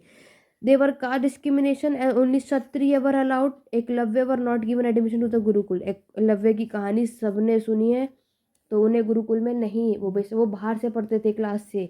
याद होगा आप सभी को, क्लास के बाहर खड़े होकर अपनी सारी शिक्षा को, क्योंकि जिसको पढ़ना होता है वो ज़रूरी नहीं है कि आप स्कूल जाओ, क्लास में बैठो तभी आप चीज़ें पढ़ोगे, ठीक है। और ये नुकसान भी आपको देखने को मिलते हैं, क्योंकि सिर्फ राजाओं के बेटे ही गुरुकुल जा सकते हैं। मैंने आपको बताया हर एक सोसाइटी के लोग, ये शूद्र नहीं जा सकते, ठीक है। आपके अनटचेबल लोग, ये सारे को अलाउ नहीं था गुरुकुल में जाना। तो ये चीज़ें भी थी। तो लेकिन जिसको पढ़ना होता है, जिसको सीखना होता है, वो कहीं भी कैसे भी सीख सकता है। सीखने की जगह सिर्फ स्कूल या क्लास नहीं होती, एक पर्टिकुलर जगह ये नहीं है, कहीं से भी आप शिक्षा को गेन कर सकते हो, ये आप सभी जानते हो। तो स्टूडेंट, ये था आपका आज का वैदिक पीरियड। आशा करती हूँ आपको आज की वीडियो पसंद आई होगी। बाकी का बुद्धिस्ट और मुस्लिम पीरियड में आपको नेक्स्ट वीडियो में कराऊंगी। वीडियो पसंद है वीडियो को लाइक शेयर करना बिल्कुल भी मत भूलना। बाकी का पार्ट 2 हम सेकेंड वीडियो में कंटिन्यू करेंगे, तो उसके लिए चैनल को सब्सक्राइब कर लो, बेल आइकन प्रेस कर लो, ताकि आगे की जो भी इसका पार्ट 2 आएगा उसकी नोटिफिकेशन आपको मिलती रहे। और ये पढ़ने के बाद आपको कोई डाउट या क्वेरी आप मुझसे कमेंट से पूछ सकते हैं। आशा करती हूँ कि मेरे पढ़ाने का तरीका आपको पसंद आया होगा। वीडियो पसंद आए तो लाइक शेयर करना बिल्कुल मत भूलना। जल्दी से सब्सक्राइब कर लो, बेल आइकन प्रेस कर लो, ताकि इसका पार्ट 2 जब भी अपलोड हो नोटिफिकेशन आपको टाइम टू टाइम मिले। आज की क्लास कैसे लगी कमेंट करके ज़रूर बताना। तो चलिए मिलते हैं अपनी नेक्स्ट वीडियो में। आज की वीडियो में बस इतना ही। Thank you for watching. तो हम लोग स्टार्ट करेंगे पहले आपके बुद्धिस्ट पीरियड पे, फिर हम पढ़ेंगे आपका मेडिएवल पीरियड। क्लियर हो गया? वैदिक पीरियड हम ऑलरेडी कंप्लीट कर चुके हैं। अगर आपने उस वीडियो को नहीं देखा, जाके ज़रूर देखना, बहुत अच्छी तरीके से क्लियर हो जाएगा। चलिए बढ़ते हैं अपने बौद्ध धर्म के समय पर। आपके जो बुद्धिज़्म पीरियड था, बौद्ध काल था, उसका टाइम पीरियड आप सभी जानते हो 600 से लेकर के 1200 BC से AD का टाइम है, यानी ईसा पूर्व से ईसवी का टाइम है। सबसे पहले हम बात करेंगे कि आपके बुद्धिस्ट एजुकेशन का मतलब क्या है, मीन क्या है। In the Buddhist system of education, education mean the education pursued in Buddhist math and viharas. आपको यहाँ पे क्या बोला जा रहा है कि जितने भी आपके बौद्ध प्रणाली के जो लोग होते हैं, वो जो शिक्षा लेते हैं, उसका मतलब क्या है, बौद्ध गणित और आपका विहारों में की जाने वाली शिक्षा, ठीक है। विहार एक इनकी जगह होती है जहाँ पर ये पढ़ते हैं, इनको शिक्षा मिलती है, ठीक है। चैत्य और विहार आप लोगों ने नाम सुना होगा, ठीक है। चैत्य जहाँ पर ये मेडिटेशन करते हैं, जहाँ पे लोग रहते हैं। ऐसा लगता है कि इस अवधि के दौरान शिक्षा को ज्ञान प्राप्त करने की प्रक्रिया साधन माना जाता है और ज्ञान का पर्याय नहीं माना जाता। तो यहाँ पर ऐसा क्या बोला जा रहा है आपको कि इस समय जो बुद्धिस्ट पीरियड का टाइम है, यहाँ पर जो आपकी एजुकेशन है, जो आपकी शिक्षा है, was consider to be a process और mean to achieve knowledge and not to synonym to knowledge. यहाँ पर क्या है, यहाँ पे इनका उद्देश्य है कि ज्ञान प्राप्त करना है, ठीक है। बौद्ध काल सभी ने पढ़ा है। यहाँ पर इनको क्या है, सच जानना है, ठीक है। ज्ञान प्राप्त करना है कि एक्चुअल में जो लाइफ में आपकी चीज़ें हो रही हैं वो किस वजह से हो रही है, वो सारा कुछ अब आपको आगे पता चलने वाला है। चलिए आगे बढ़ेंगे कि आपके बौद्ध धर्म की जो एजुकेशन है, इसका उद्देश्य क्या है। उसमें सबसे पहला पॉइंट है आपका फिजिकल एजुकेशन, यानी कि आपका शारीरिक विकास। दूसरा है डेवलपमेंट ऑफ नॉलेज, यानी कि ज्ञान का विकास। थर्ड है आपका एजुकेशन ऑफ सोशल बिहेवियर, यानी सामाजिक व्यवहार की शिक्षा। फोर्थ आपको लिखना है preservation and development of human culture, यानी मानव संस्कृति का संरक्षण का विकास। सेवन्थ है आपका एजुकेशन ऑफ बुद्धिस्ट रिलीजन, यानी कि आपके चरित्र का निर्माण, ठीक है। कैरेक्टर फॉर्मेशन है आपका चरित्र निर्माण। वोकेशनल डेवलपमेंट है आपका व्यवसायिक विकास। और एजुकेशन ऑफ बुद्धिस्ट रिलीजन है बौद्ध धर्म की शिक्षा। तो यहाँ पर आपके बौद्ध धर्म की जो शिक्षा का उद्देश्य है, वो 7 पॉइंट्स आपको याद रखने हैं। और जिस तरीके से यहाँ पे बना हुआ है, इस तरीके से आप अपने एग्जाम में बना करके आएंगे ड्रॉ, तो बहुत अच्छा रहेगा और अच्छा स्कोर भी करके आएंगे। अब हम इसको एक एक करके समझेंगे डिटेल में कि एक्चुअल में इनका मतलब है क्या और यहाँ पे ये कहना क्या चाहते हैं। जिसमें सबसे पहला पॉइंट आप देखोगे फिजिकल डेवलपमेंट, यानी कि आपका शारीरिक विकास। Buddha himself advocated the need of good health. Buddha ने स्वयं अच्छे स्वास्थ्य की आवश्यकता का समर्थन किया है। According to him good health help a man to escape from bodily suffering, moreover he can go well with performing his duties karma. तो उनके अनुसार क्या है कि सबसे पहले अगर आपको कुछ भी करना है, कुछ भी कुछ भी बनना है इन फ्यूचर में, तो आपको सबसे पहला क्या है कि आपको आपका जो स्वास्थ्य है, आपकी जो हेल्थ है वो अच्छी होनी चाहिए, ठीक है। शारीरिक कष्टों से बचने में मदद करता है। इसके अलावा वह अपने कर्तव्य या अपने कर्मों की अच्छी तरह से निर्वाह कर सकता है। यहाँ पर क्या बात है कि हमें कुछ भी लाइफ में बनना है, हमें कुछ भी अच्छे काम करना है, कुछ भी अदर एक्टिविटीज़ करनी है, तो सबसे पहले अपनी लाइफ का जो मेन उद्देश्य होना चाहिए वो क्या होना चाहिए, आपकी जो हेल्थ है। क्योंकि जब तक आपकी हेल्थ सही नहीं होगी तब तक आप कोई भी चीज़ें नहीं कर सकते। तो सबसे पहला आपका क्या है, फिजिकल डेवलपमेंट होना चाहिए, शारीरिक विकास इंपॉर्टेंट है। क्लियर हो गया? चलिए आगे बढ़ेंगे। नेक्स्ट पॉइंट है आपका डेवलपमेंट ऑफ नॉलेज। यहाँ पे आपका ज्ञान का विकास। तो यहाँ पर अगर आप बात करोगे डेवलपमेंट ऑफ नॉलेज की, तो देखो लॉर्ड बुद्धा के अकॉर्डिंगली जो मेन आपका कॉज है, मेन जो कारण है वो क्या है, आपके वर्ल्ड में सभी के सभी यहाँ पे सफ़र करते हो, ठीक है। इस संसार में सभी दुखों का मूल का कारण क्या है, अज्ञान है। यहाँ पर हमने एक चीज़ देखी थी कि गौतम बुद्ध ने, आपने सभी की अच्छी खासी बुद्धिज़्म सभी ने पढ़ा होगा, जहाँ पर आपने एक चीज़ देखी थी कि वो क्या बिलीव करते थे कि इस दुनिया में जो भी कोई आएगा, ठीक है, सब क्या फेस करने वाले हैं, आपके दुख, ठीक है। यहाँ पे सभी के लाइफ में दुख होगा ही होगा, क्योंकि अगर लाइफ में खुशियाँ हैं तो दुख भी होगा ही, ठीक है। तो यहाँ पर क्या है कि to achieve nirvana he emphasize on the development of the true knowledge. यहाँ पर इन्होंने निर्वाण प्राप्त करने के लिए सच्चे ज्ञान के विकास पर बल दिया था।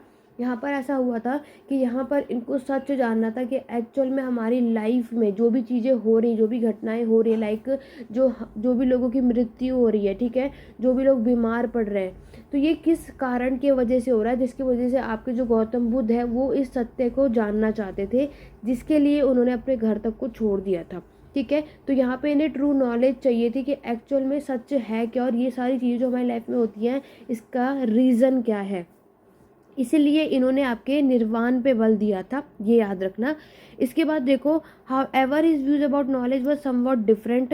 यहाँ पर in Vedic period the knowledge of Veda was considered as true knowledge. अगर आपने वैदिक पीरियड में देखा था तो वहाँ पे उनके ये सच्चा ज्ञान माना जाता है, ठीक है। जैसे वेद होते हैं, वेद क्या होते हैं, आपके सच्चे ज्ञान यानी ट्रू नॉलेज के बारे में बताते हैं। वैदिक पीरियड में हम पढ़ के आ चुके हैं, अच्छा खासा उसमें हमने साहित्य देखा था जिसमें आप रिलीजियस और नॉन रिलीजियस के बारे में देखते हो।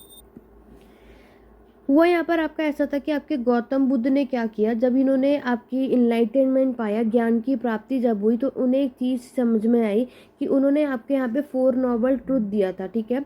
उन्होंने आपके 4 महान सत्यों के बारे में बताया था। वो क्या बताया था, उन्होंने कहा था कि आज जो भी कुछ हमारी लाइफ में हो रहा है और जो हमारे सैड यानी दुखी होने का जो कारण है, वो कारण क्या है, वो है आपके ये डिज़ायर यानी आपकी इच्छा। तो आज जो हमारी लाइफ में जो सबके दुखी होने का कारण क्या है, वो हमारी डिज़ायर यानी कि इच्छा, ठीक है। और इन्होंने जो आपके 4 नोबल ट्रूथ दिए हैं, ठीक है, और यहाँ पर जो सब लोग जो सफ़र कर रहे हैं, ये सारा दुख क्या है, इसी वजह से कि अगर आप लोगों ने दुख जो हो रहा है वो आपकी इच्छा से, अगर आप लोगों की इच्छा नहीं होगी, आप ज़्यादातर डिज़ायर नहीं रखोगे, तो आपके दुख का कारण भी नहीं होगा। तो इसीलिए इन्होंने यही बात बोली थी और ये 4 रास्ते इन्होंने यहाँ पर बताए थे, ठीक है।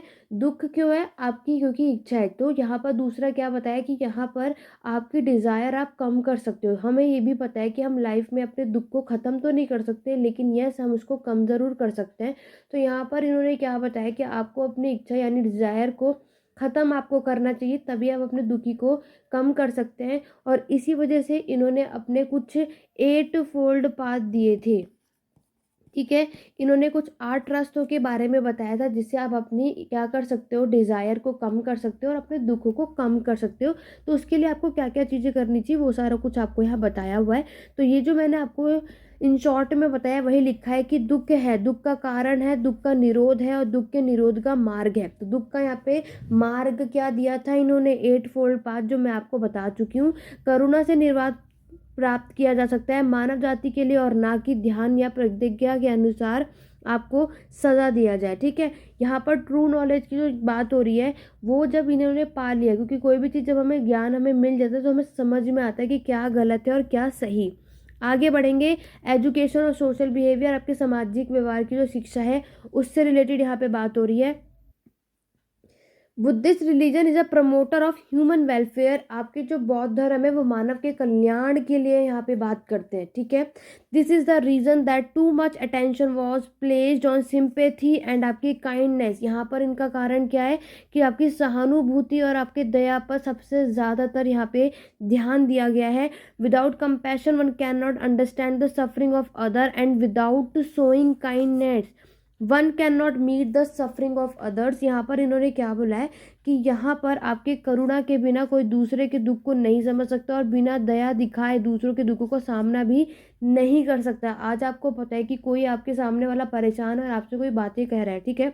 कभी कभी हमें पता होता है कि हम उसकी चीज़ों को सॉल्व नहीं कर सकते, तो हम उसे सिंपैथी देते, सहानुभूति ही दे सकते हैं। इसके अलावा हम कुछ नहीं कर सकते, हम दया ही दिखा सकते हैं उन्हें, है ना। कभी कभी आपको ये सारी चीज़ें देखनी पड़ती है, तो ये एक सोशल बिहेवियर होता है। इफ़ वन थिंग हॉनेस्टली, यानी कि अगर आप ईमानदारी से यानी ऑनेस्टली अगर आप लोग क्या करें, विचार किया जाए, तो ये पाया जाता है कि मनुष्य को एक ही दूसरे के कष्टों के लिए स्वयं जिम्मेदार है। आप यस, ये बात बिल्कुल सही है कि यहाँ पर आज जो सब इतने परेशान हैं, इतना कुछ सफ़र कर रहे हैं, तो इंसान एक दूसरे के वजह से ही है। कभी किसी ने किसी को परेशान किया, लाइक आप जैसे फ्रेंड्स हो, आपकी फैमिली हो, आज आप अपसेट हो क्यों? क्योंकि आपको लगता है उसने मुझे ऐसा कहा, इसने मुझे समझा नहीं। तो यहाँ पर क्या है, यहाँ पर इंसान ही एक दूसरे के प्रॉब्लम का कारण है, आपके दुखों का कारण है। ये चीज़ यहाँ पे बोला जा रहा है। Even today social behaviour refers to one duty to other. तो यहाँ पर क्या है, आपकी जो सामाजिक व्यवहार है वो एक दूसरों के लिए आपकी क्या है, एक दूसरों के प्रति अपने कर्तव्यों को दर्शाता है। इसीलिए आपकी सोशल बिहेवियर भी बहुत से तरह के उद्देश्यों में आता है, क्योंकि आपके जो दुख का कारण है वो आपके इंसान भी हैं, आप खुद भी हो। आज सब इंसान एक दूसरे को परेशान करने में, ठीक है, लगे हुए हैं। तो ये सारी चीज़ें यहाँ पे बताई गई हैं। बहुत जगह हम कुछ सॉल्व नहीं कर सकते, लेकिन हम सिंपैथी ही दिखाते हैं। तो ये इसीलिए आपके गौतम बुद्ध के यानी आपके बुद्धिस्ट एजुकेशन में आपको देखने को मिलता है। इसके बाद हम बात करेंगे आपके preservation and development of human culture. यहाँ पर हम बात करेंगे बौद्ध धर्म के संपूर्ण मानव संस्कृति के संरक्षण पर जोर दिया जाता है। यह एक कारण है कि बौद्ध धर्म और दर्शन के अलावा मठों और विहारों के अन्य धर्मों, संस्कृतियों, दर्शनों के अध्ययन का भी प्रभावन किया जाता है। अभी मैंने आपको बताया था कि आपके जो विहार है, ठीक है, ये चीज़ आपको देखने को मिलती है, जहाँ पे ये लोग बैठ के अपने मेडिटेशन करते हैं, जहाँ पर अपना ये एजुकेशन देते हैं, ठीक है, ध्यान देते हैं। तो ये सारी चीज़ें यहाँ पर बनाई जाती थी, ठीक है।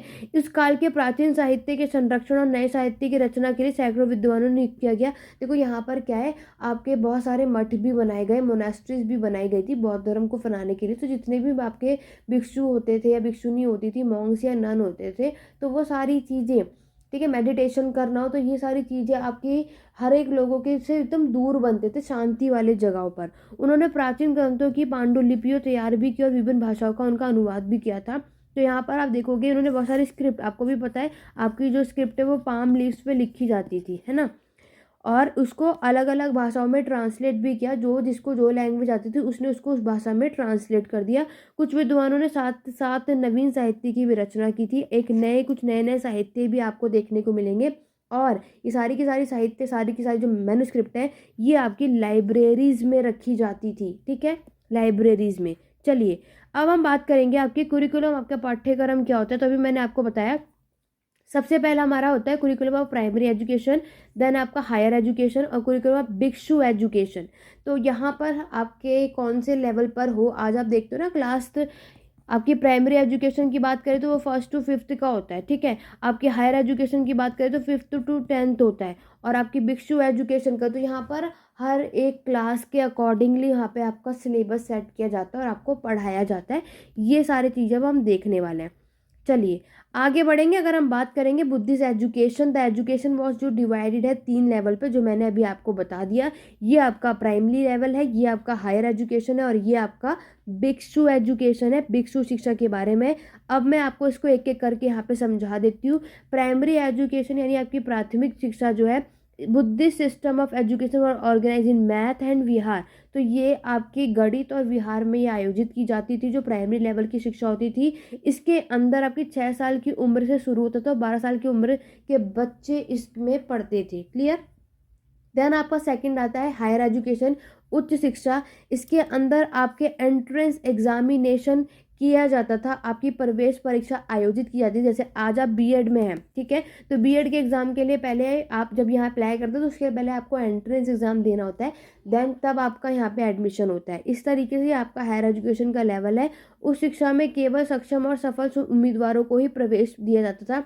यहाँ पर नहीं है कि आप किसी को भी ले लो, तो यहाँ पर जो एंट्रेंस क्लियर कर देगा, तो जो सक्सेसफुल होगा स्टूडेंट, जो अच्छा खासा जिन्होंने पढ़ा होगा, सिर्फ वो ही अप्लाई कर सकते हैं यहाँ पर। बाकी जो रह जाएंगे वो रह ही जाएंगे। और यहाँ पे 12 वर्ष की आयु से शुरू होगा या 20 से 25 वर्ष तक यहाँ के, यानी 12 to 25 ईयर्स के स्टूडेंट आपके हायर एजुकेशन में आते हैं, यानी कि पूरे अप टू ग्रेजुएशन लेवल के स्टूडेंट यहाँ पर आप देखोगे। लास्ट है आपका भिक्षु एजुकेशन। ये आपकी लास्ट एजुकेशन होती है। उस शिक्षा में पूरा होने के बाद जो छात्र बौद्ध धर्म का प्रचार और प्रसार करना चाहते हैं वे भिक्षु में शामिल हो जाते हैं, क्योंकि आपको पता है बौद्ध धर्म आज पूरे संसार में आपको देखने को मिलेगा, पूरे वर्ल्ड में फैल चुका है। हर जगह आपको इसके मोनास्ट्रीज और मठ देखने को मिलते हैं। तो अब जो जितने भी लोगों ने इसको फैलाया था, जो भी इस धर्म को फॉलो करते हैं, तो वो सब अब इस तो उसकी कौन सी एजुकेशन लेते हैं, कौन सी शिक्षा में आ जाते हैं, आपके भिक्षु एजुकेशन में। तो भिक्षु एजुकेशन में शामिल होने के बाद व्यक्ति को उपसंपदा संस्कार से गुजरना पड़ता है। संस्कार मैंने आपको वैदिक पीरियड में ही करा दिया था। तो यहाँ पर जो भी लोगों को आपके भिक्षु शिक्षा में जाना होता था, तो उन्हें उपसंप्रदा संस्कार करना पड़ता था।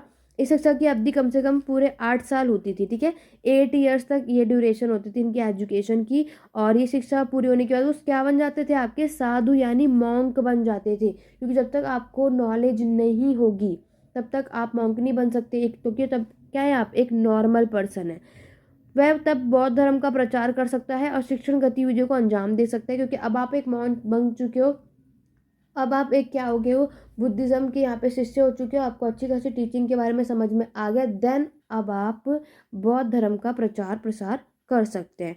भिक्षु जो बौद्ध दर्शन और धर्म की विशेषज्ञता हासिल करना चाहता है वह कई और वर्षों तक भिक्षु शिक्षा प्राप्त कर सकते हैं। तो जितना अच्छा, क्योंकि हम किसी भी लाइन में जाते हैं, जब हम उसको अच्छे खासे से पढ़ लेते हैं, समझ लेते हैं, तब जाकर ही हम आगे उसको पढ़ा सकते हैं। आज जैसे कि मैं आपको ये सारी चीज़ें करा रही हूँ या पढ़ा रही हूँ, तो एक टाइम पे मैंने भी इसको पढ़ा, अच्छे से समझा, देन तब मैं आज आपको ये सारी चीज़ें क्लियर कर पा रही हूँ। अदरवाइज़ ये मैं भी आपको नहीं करा पाती, है ना। तो अगर हम कोई भी चीज़ पढ़ते हैं या पढ़ाते हैं या किसी को बताते हैं, वो हम तब बता पा रहे हैं जब हमने उसके बारे में गेन कर लिया है। चलिए आगे बढ़ेंगे 4 नोबल ट्रूथ के बारे में, जो कि मैं आपको पीछे ही बता चुकी हूँ। तो यहाँ पे 4 नोबल ट्रूथ क्या दिया गया, देयर इज सफरिंग, ठीक है। सफरिंग का मतलब क्या है, आप जो दुख से, यहाँ पर जो दुख फेस ऑफ कर रहे हो जीवन में, अगर जो जितने भी इस धरती पे जन्म लिया है वो सभी की सब सफ़र करेंगे। There is a cause of suffering, तो यहाँ पर क्या है, आप क्या है, आपका कारण ही क्या है, क्योंकि डिज़ायर यानी कि आपकी इच्छा, आज जो आपके दुख का कारण है वो आपकी इच्छा है।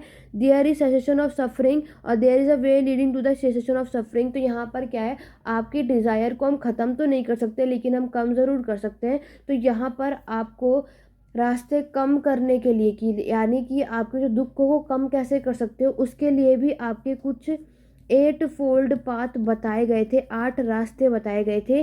देखो आप देख सकते हो, दुख क्या है, संसार में दुख है, नो डाउट। इस धरती पे जिसने भी जन्म लिया है वो दुख तो आप देखोगे। समुदाय क्या है, दुख के कारण है। निरोध क्या है, दुख के निवारण है। और मार्ग, रास्ता क्या है, निवारण के लिए अष्टांगिक मार्ग, यानी 8 फोल्ड पाथ, 8 रास्ते दिखाए थे, बताए थे। आपको कभी झूठ नहीं बोलना चाहिए, आपकी राइट थॉट होने चाहिए, अच्छे विचार होने चाहिए, आपकी गलत सोच नहीं होनी चाहिए। आप किसी के लिए अगर सोच रहे हो तो अच्छा सोचो, मन में कुछ और है, बाहर कुछ और बोल रहे हो, ठीक है। ये सारी चीज़ें इसमें बताई जाती हैं। और आपका जो भी पूरे एफर्ट डालो, राइट एफर्ट, जो भी आप काम करते हो तो आपको पूरे एफर्ट्स के साथ करने चाहिए। ये सारा कुछ इन्होंने बताया। और सारा कुछ ये सब कैसे कर सकते हो, मेडिटेशन के थ्रू। आपका कॉन्सेंट्रेशन लेवल जो है वो कैसे बनने वाला है, मेडिटेशन करेंगे तो आपका कॉन्सेंट्रेशन बनेगा। आज ये हम हर एक इंसानों में ये सबसे बड़ी प्रॉब्लम है कि हम लोगों का कॉन्सेंट्रेशन लेवल बहुत ही वीक होता है। हम लोगों का कॉन्सेंट्रेट कहीं और चला जाता है, हमारा फोकस होता है कि हम अभी पढ़ेंगे, बट हमारा 2 मिनट के बाद वो कॉन्सेंट्रेट हट जाता है। तो उसके लिए क्या करना चाहिए, मेडिटेशन करना चाहिए, ध्यान करना चाहिए, ऐसा यहाँ पर बताया गया है। क्लियर हो गया। चलिए अब आपके बुद्ध एजुकेशन के कुछ कैरेक्टर हम देखने वाले हैं, जिसमें पहला है आपका पबजा संस्कार, दूसरा है आपका उपसब्दा संस्कार, तीसरा है आपका शिक्षक की जिम्मेदारी, फिर नेक्स्ट है आपकी छात्रों की दिनचर्या, फिर है आपकी महिला की शिक्षा, फिर आपकी व्यावसायिक शिक्षा और देन आपका पाठ्यक्रम। ठीक है, तो यहाँ पर जितने भी बुद्ध के एजुकेशन करेंगे सारी चीज़ें आपको उसमें देखने को मिलेंगी, जिसमें से आपको 2 सेरेमनी 2 संस्कार करने पड़ते हैं। फिर आपके टीचर की आपके बच्चों के लिए क्या रिस्पॉन्सिबिलिटी होनी चाहिए वो देखोगे। फिर आपके पूरे स्टूडेंट्स की दिनचर्या क्या होगी, पूरे लाइफ में पूरा दिन कैसे जाता है वो सारा कुछ डेली रूटीन देखोगे। वुमेन के एजुकेशन पे हम बात करेंगे, उनका क्या सिलेबस कुरिकुलम है वो सारा कुछ देखेंगे। एक एक करके डिस्कस करते। सबसे पहले मैं आपके साथ बात करने वाली हूँ पबजा सेरेमनी, पबजा संस्कार होता क्या है। Pabbajja was accepted ceremony of Buddhist monastery. Pabbajja means going out. यहाँ पर पबजा का मतलब क्या है, गोइंग आउट होता है। ठीक है, आपकी जितनी ये सेरेमनी कब मनाई जाती है, जितने भी आपके बुद्धिज़्म में मॉन्क बनने आए हो, जितने भी मोनास्ट्री मठ को ज्वाइन करेंगे तो उनको ये संस्कार करना पड़ता है। According to the ceremony the student after being admitted to a monastery had to renounce all his worldly and family relationship. तो यहाँ पर जितने भी आपके जो स्टूडेंट्स हैं वो जब आपके बुद्धिज़्म को फॉलो करने वाले हैं, ठीक है, आपके मठ में रहेंगे तो वो सारा संस्कार उन्हें यहाँ पर क्या करना पड़ता है, फॉलो करना पड़ेगा, जो भी रूल्स या रेगुलेशन बने होंगे। All individual belonging to any caste could be admitted to a monastery and after being admitted he did not belong to any caste. आपके बुद्धिज़्म में, बौद्ध धर्म में आपको देखने को मिलेगा कि यहाँ पर कोई भी कास्ट से कोई मैटर नहीं करता। मोनास्ट्रीज में कोई भी आ सकता है, कोई भी बौद्ध धर्म को अपना सकता है। यहाँ पर आपके कास्ट या क्लास कौन सी है इससे इनको कोई मतलब नहीं था, हर एक कोई बराबर था। जैसे आज भगवान के लिए टेंपल में जब मंदिर में वर्शिप करने जाते हो तो भगवान के लिए ये नहीं होता कि ये रिच है या पुअर, हर एक इंसान बराबर है।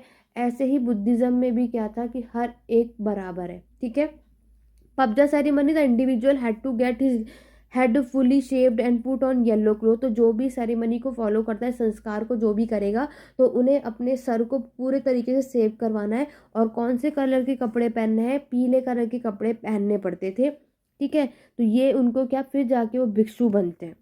ठीक है, हिंदी और स्टूडेंट आप यहाँ देख सकते हो बाहर जाना। ठीक है, पबजा बौद्ध शिक्षा जो पद्धति का संस्कार है, पबजा का मतलब क्या है, बाहर जाना। जब बालक विद्या प्राप्त करने के लिए संघ या मठ में प्रवेश कर जाता है तब बालक का पबजा संस्कार होता है। ठीक है, आपने अपने घर को छोड़ दिया, अब आप बाहर चले गए। इस संस्कार में बालक ने अपने माता पिता परिवार से अलग होकर बौद्ध मठ में विद्यार्जन के लिए प्रवेश किया। जैसे स्कूल छोड़ के, जैसे आज लोग क्या हॉस्टल जाते हैं। ठीक है, ऐसे उस समय पे क्या था कि आपको पता है गुरुकुल होते थे कि आपको ये सारी चीज़ें पढ़ने के लिए आप अपने घर को छोड़ते हो, तब आप ये सारी काम कर सकते हो। तो यहाँ पर इन्होंने क्या करा, अपनी फैमिली को छोड़ा और तब ये इस संस्कार को करके क्या बनेंगे, भिक्षु बनेंगे, क्योंकि अब इन्हें बौद्ध धर्म, उनकी एजुकेशन, उसकी शिक्षा को प्राप्त करना है। अब आपके एट द पबजा संस्कार इन्होंने 10 ऑर्डर दे रखे हैं जो कि फॉलो करना है। क्या क्या चीज़ है, जब आप अगर आपको बौद्ध धर्म को अपनाना है तो उसके लिए आपको ये सारे रूल्स रेगुलेशन फॉलो करने पड़ेंगे। पहला, अहिंसा का आभास करें, प्रैक्टिस ऑफ नॉन वायलेंस। ठीक है, हमें कभी किसी पर हाथ नहीं उठाना, हमें किसी की हत्या नहीं करनी है, ये चीज़ पहली बोली जाती है। ठीक है, चाहे वो इंसेक्ट ही क्यों ना, मान लो कोई इंसेक्ट यानी अंड यानी आपकी चींटी तक को नहीं मारना है आपको। दूसरा, चोरी नहीं करनी है, डोंट स्टील। तीसरा है अपवित्रता से दूर रहें, don't keep away from impurity, कोई भी ऐसी चीज़ आपको नहीं खानी या पीनी है जो इम्प्योर हो। तीसरा, नेक्स्ट फोर्थ है हमेशा सत्य बोले, ऑलवेज टेल द ट्रुथ, आपको हमेशा सच बोलना है। डू नॉट यूज़ ड्रग्स, कोई भी नशीले पदार्थों का यूज़ नहीं करना है। Not eating at prohibited time, वर्जित समय पर भोजन नहीं करना है। आपको ऑलरेडी पता है कि ये सारी चीज़ों में आपका एक टाइम सेट होता है कि किस समय आपको खाना है, किस समय क्या करना है। ठीक है, ये सारी चीज़ें फॉलो करनी पड़ेंगी।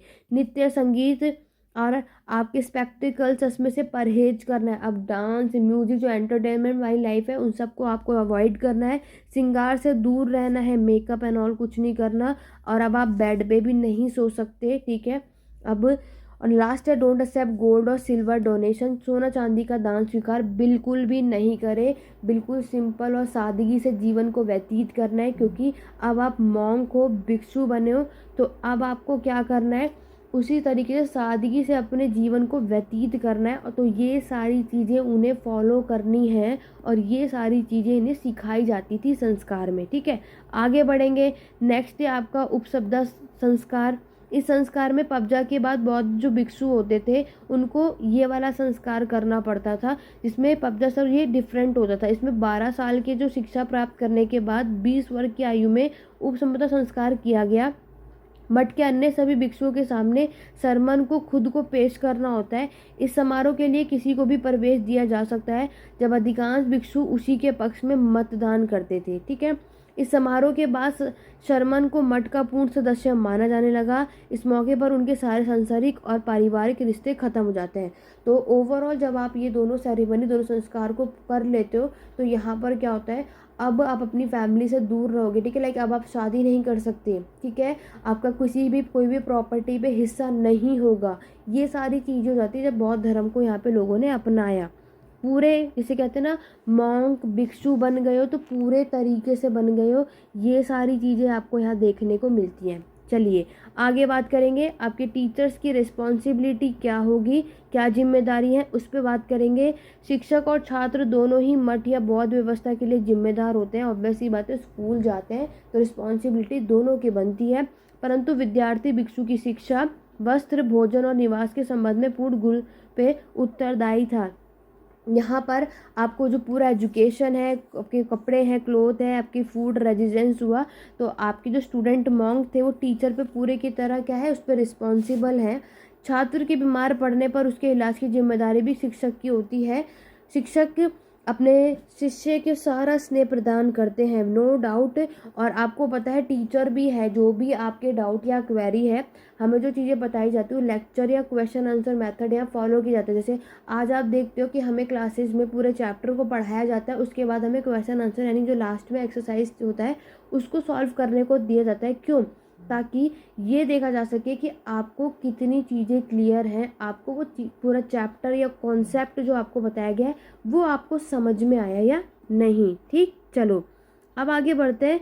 आपके पूरे जितने भी जो बौद्ध धर्म के जो शास्त्र थे, आपके जो स्टूडेंट्स थे वो उनकी पूरी दिन में क्या क्या चीज़ें वो करते थे।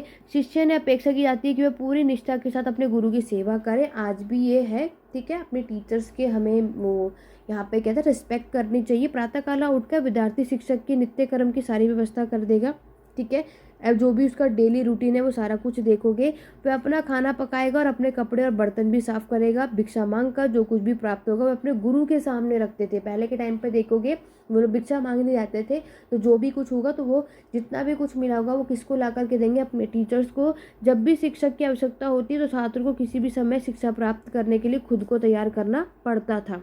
तो यहाँ पर क्या है, कुछ भी होगा, जो भी चीज़ आपको सिखाई गई है वो करोगे और आप जो भी होगा फिर अपने टीचर को ला के देना पड़ता था। ठीक है, बात कर देंगे कुरिकुलम की, आपके पाठ्यक्रम की, तो वो है स्पिरिचुअल इन नेचर। आपको प्रकृति में आध्यात्मिक था, मेन आपको ये है, क्योंकि शिक्षा का प्रमुख उद्देश्य है मोक्ष प्राप्त करना, सेल्वेशन। मेन आपका शिक्षा का क्या है, मोक्ष प्राप्त करना। ठीक है, इसलिए धार्मिक पुस्तकों का अध्ययन सबसे महत्वपूर्ण है। उस समय पे ये नहीं था इंग्लिश, हिंदी और आपकी मैथ्स और ये सारा कुछ करना है। मेनली आपको रिलीजियस, धार्मिक से रिलेटेड चीज़ें सिखाई जाती थी, जो मैंने आपको ऊपर बताई थी। इस प्रकार केवल भिक्षुओं के लिए ही था।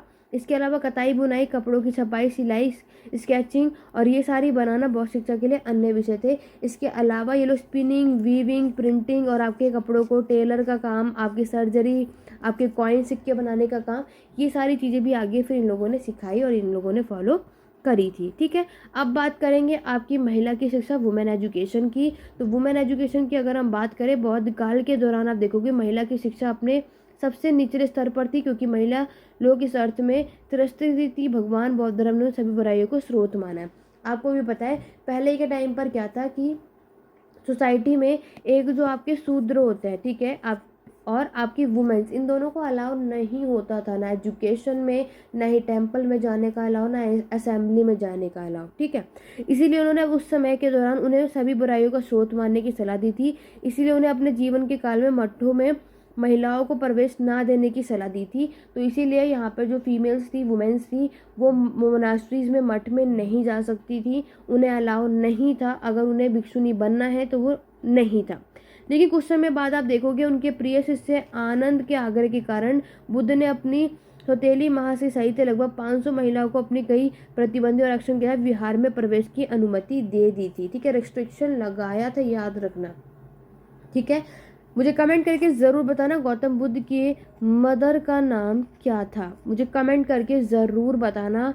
और जो इनके शिष्य हैं ये आनंद, ये इनके क्या लगते थे, मैं देखना चाहूँगी कितने ने आपके बुद्धिज़्म का ये चैप्टर पढ़ा हुआ है। चलिए आगे बढ़ेंगे वोकेशनल एजुकेशन की तरफ।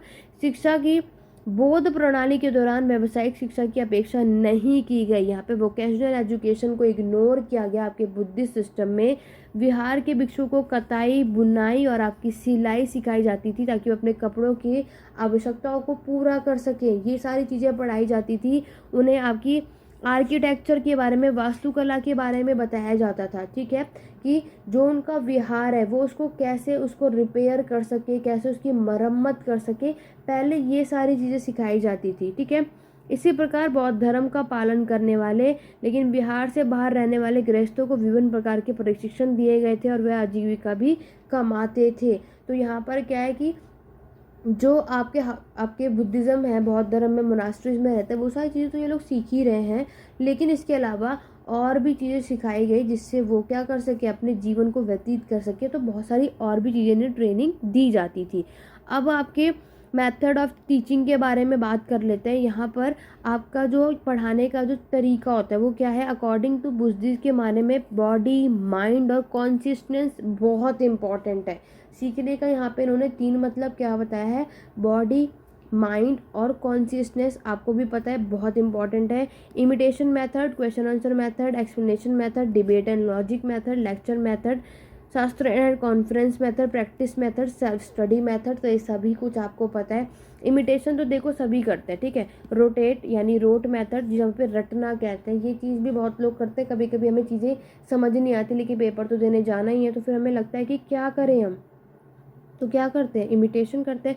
क्वेश्चन आंसर मेथड है, पूरा चैप्टर हमने पढ़ लिया, पढ़ा लिया, फिर मैम हमें क्वेश्चन आंसर देती है या फिर हम उनसे पूछते हैं। इससे क्या होता है, हमें ये चीज़ें क्यों क्लियर होती है, ताकि आपको ये पता चल जाए कि हमें वो चैप्टर क्लियर हुआ या नहीं।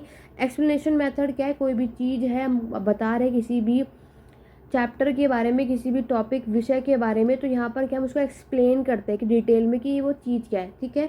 डिबेट एंड लॉजिक मेथड, और दूसरे और नेक्स्ट क्या मेथड हो सकता है कि हम उस चीज़ों पे डिबेट करें, ठीक है। कोई भी चीज़ हमें हो क्या, हम इन फ्यूचर में इस टॉपिक से रिलेटेड कोई विवाद करना हो तो एक फेवर में होता है, ठीक है, एक अगेंस्ट होता है, तो आप लोग यहाँ डिबेट कर सकते हो और हम चीज़ों को समझ सकते हैं। ये भी एक तरीका होता है समझाने का। लेक्चर मेथड तो सभी को पता है, लेक्चर। कॉन्फ्रेंस किया जा सकता है, कॉन्फ्रेंस होती है ना, सभी ने देखा है। प्रैक्टिस मेथड, जितनी हमें सबको यही बोला जाता है टीचिंग करने का, मैं प्रैक्टिस कर, जितनी ज़्यादा प्रैक्टिस करते हैं उतनी ज़्यादा हमें कॉन्सेप्ट क्लियर होता है। सेल्फ स्टडी मोस्ट इम्पॉर्टेंट, बिना हमारे सेल्फ स्टडी के हमें कोई भी चीज़ें क्लियर नहीं हो सकती। चाहे आप कितनी भी वीडियोस देख लो, कितने भी कोचिंग कर लो, कुछ भी कर लो, लेकिन सेल्फ स्टडी आप सभी को पता है सबसे ज़्यादा इम्पॉर्टेंट होता है, ठीक है। तो ये सारी चीज़ें डिटेल में यहाँ पे बताई हुई है। इमिटेशन मेथड की बात करते हैं। आपके इमिटेशन मेथड आप सभी जानते हो, ये एक नेचुरल मेथड होता है, ठीक है, टीचिंग और आपकी लर्निंग के लिए। क्योंकि बुद्धिस्ट पीरियड के दौरान अगर आप एक चीज़ देखोगे, ये मेथड हम मैक्सिमम आपके प्राइमरी लेवल पे यूज़ करते हैं। यहाँ पर क्या होता है कि आपके टीचर प्रोनाउंस करती है वर्ड को, स्टूडेंट उसको रिपीट करता है। क्योंकि स्टार्टिंग में जो छोटे छोटे बच्चे होते हैं, आप लोग उसको जानते हो, ए हम बोलेंगे ए फॉर एप्पल, तो बच्चा भी वही बोलेगा। क्यों, क्योंकि अभी हम उसकी स्टार्टिंग है, तो हम प्राइमरी लेवल पे इमिटेशन मेथड को ज़रूर यूज़ करते हैं। आगे जाके इतना अच्छा नहीं होता है। Teacher wrote the letter and student copied them, यहाँ पर भी आप जानते हो टीचर जो है आपके स्टूडेंट जो भी ब्लैक बोर्ड पे लिखेगी वर्ड्स, आपके जो लेटर है वही बच्चा कॉपी में करता है।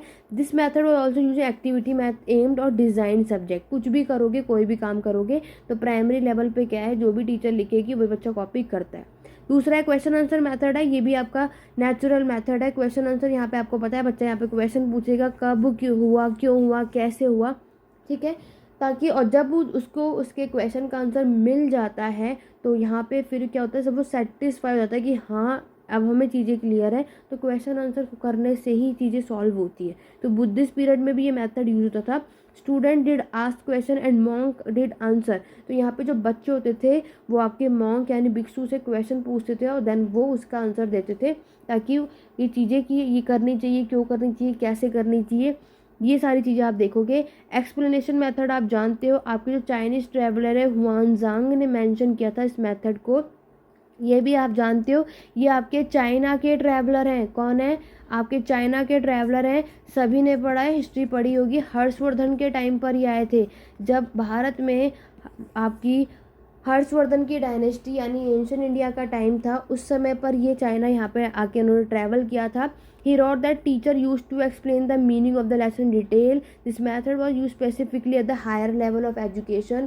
Explanation method आपके यहाँ पे क्या बताया गया है कि आपके हायर लेवल पे इसको समझाया जाता है। कोई भी चीज़ अब आप देखते हो तो टीचर क्या करती है, आपको चीज़ें समझाती है, ना कि एक एक वर्ड करके लिखाते हो और आप कॉपी में लिखते हो। नहीं, वो डायरेक्ट आपको समझाती है और आप जब चीज़ें समझते हो अपनी तरफ से भी इसको चीज़ें लिख लेते हो। डी नेक्स्ट है डिबेट और लॉजिक मेथड। ये आपकी कंट्रोवर्सी टॉपिक है। मैंने आपको बताया कि एक आपका फेवर में रहेगा और एक आपके अगेंस्ट में रहते हैं, और यहाँ पे आपका डिबेट होगा, और दोनों तरीके से ये भी एक तरीका होता है कि यहाँ पर आप अपनी चीज़ों को समझा सकते हो। ठीक है। देन है आपका लेक्चर मेथड। आप सभी को पता है लेक्चर में क्या होता है ना, हायर एजुकेशन में इंस्टीट्यूशन और ग्रेटर स्कॉलर्स हो, सबके अपने अपने सब्जेक्ट होते हैं और वहाँ पर सब अपने टॉपिक के बारे में बताते हैं, कॉन्सेप्ट के बारे में बताते हैं। ठीक है, वो उसके ऊपर लेक्चर देते हैं। कॉन्फ्रेंस मेथड भी मैंने अभी आपको बता दिया, जहाँ पर आप लोग सारी चीज़ें सीखते हो। तो स्कॉलर के डिफरेंट डिफरेंट सब्जेक्ट होते हैं और वहाँ पे वो अपने कॉन्फ्रेंस रखते हैं, उसमें बताते हैं जो भी चीज़ें रहती हैं। स्टूडेंट जितने भी आपके हायर एजुकेशन के रहते हैं वो उस कॉन्फ्रेंस को अटेंड करते हैं और अपने जो भी स्कॉलर्स आपके जो लेक्चर दे रहे होते हैं, जो कॉन्फ्रेंस में चीज़ें बता रहे होते हैं, वो चीज़ें पूछते हैं और साथ ही साथ अपने डाउट भी क्लियर करते हैं। ठीक है। लास्ट है आपका प्रैक्टिस मेथड। ये भी आपका इमिटेशन मेथड की तरह ही है। इमिटेशन में तो आप कॉपी करते हो, प्रैक्टिस में क्या है, आप जितनी ज़्यादा प्रैक्टिस करोगे उतनी सारी चीज़ें आपको अच्छे से क्लियर होती है। ठीक है। लास्ट और मोस्ट इम्पॉर्टेंट आपका सेल्फ स्टडी की बुद्धिस्ट पीरियड में art of writing was developed, क्योंकि कला भी सिखाई जाती है और राइटिंग भी अच्छे से डेवलप की जाती है। तो यहाँ पर हैंड रिटन, क्योंकि मैंने आपको बताया मैनोस्क्रिप्ट जो आपकी पांडुलिपि लिपि है वो हाथों से लिखी जाती थी। ठीक है, हाथों से, पहले प्रिंटिंग प्रेस नहीं, तो सारी चीज़ें आपकी हाथों से लिखी जाती थी ये मैनोस्क्रिप्ट। तो इसीलिए आपकी राइटिंग भी तो अच्छी होनी चाहिए ताकि वो सारी अच्छी तरीके से आप उसको प्रिपेयर कर सकें। ये सारा कुछ आपको याद रखना है। और सेल्फ स्टडी तो बहुत इंपॉर्टेंट है, इसके बगैर तो आपका काम बनने नहीं वाला है, क्योंकि हम कहीं से कितना भी कुछ भी पढ़ लें, लेकिन जब तक खुद नहीं करेंगे तब तक वो चीज़ें आपको नहीं समझ में आने वाली। ठीक है। नाउ आपका है मेडिएवल पीरियड, यानी कि आपका मध्यकाल का इतिहास, जिसको आप किसके नाम से जानते हो, मुस्लिम पीरियड के नाम से भी जानते हैं।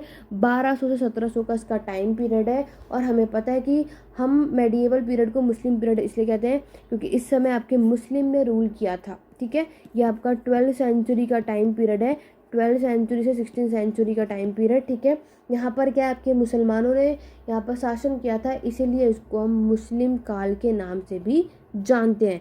और जब मुस्लिम का पीरियड है तो यहाँ पर ऑब्वियस सी बात है, अब यहाँ पर जो ये प्रचार करने वाले हैं, फैलाने वाले हैं, जिसके बारे में बताने वाले हैं, वो है आपका इस्लाम के बारे में।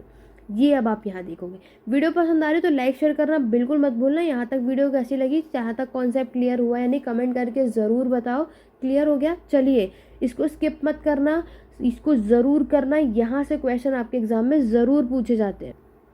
आगे बढ़ेंगे, अब हम आपके मुस्लिम एजुकेशन के स्टेजेस के बारे में देखेंगे, उनके चरण के बारे में। तो मुस्लिम एजुकेशन जो है, जो आपकी शिक्षा दी जाती है, वो 2 स्टेजेस में देखोगे। पहला है आपका मकतब और दूसरा है आपका मदरसा। तो मकतब जो है ये आपकी प्रारंभिक शिक्षा यानी एलिमेंट्री एजुकेशन है, और मदरसा आपका उच्च शिक्षा यानी कि हायर एजुकेशन है।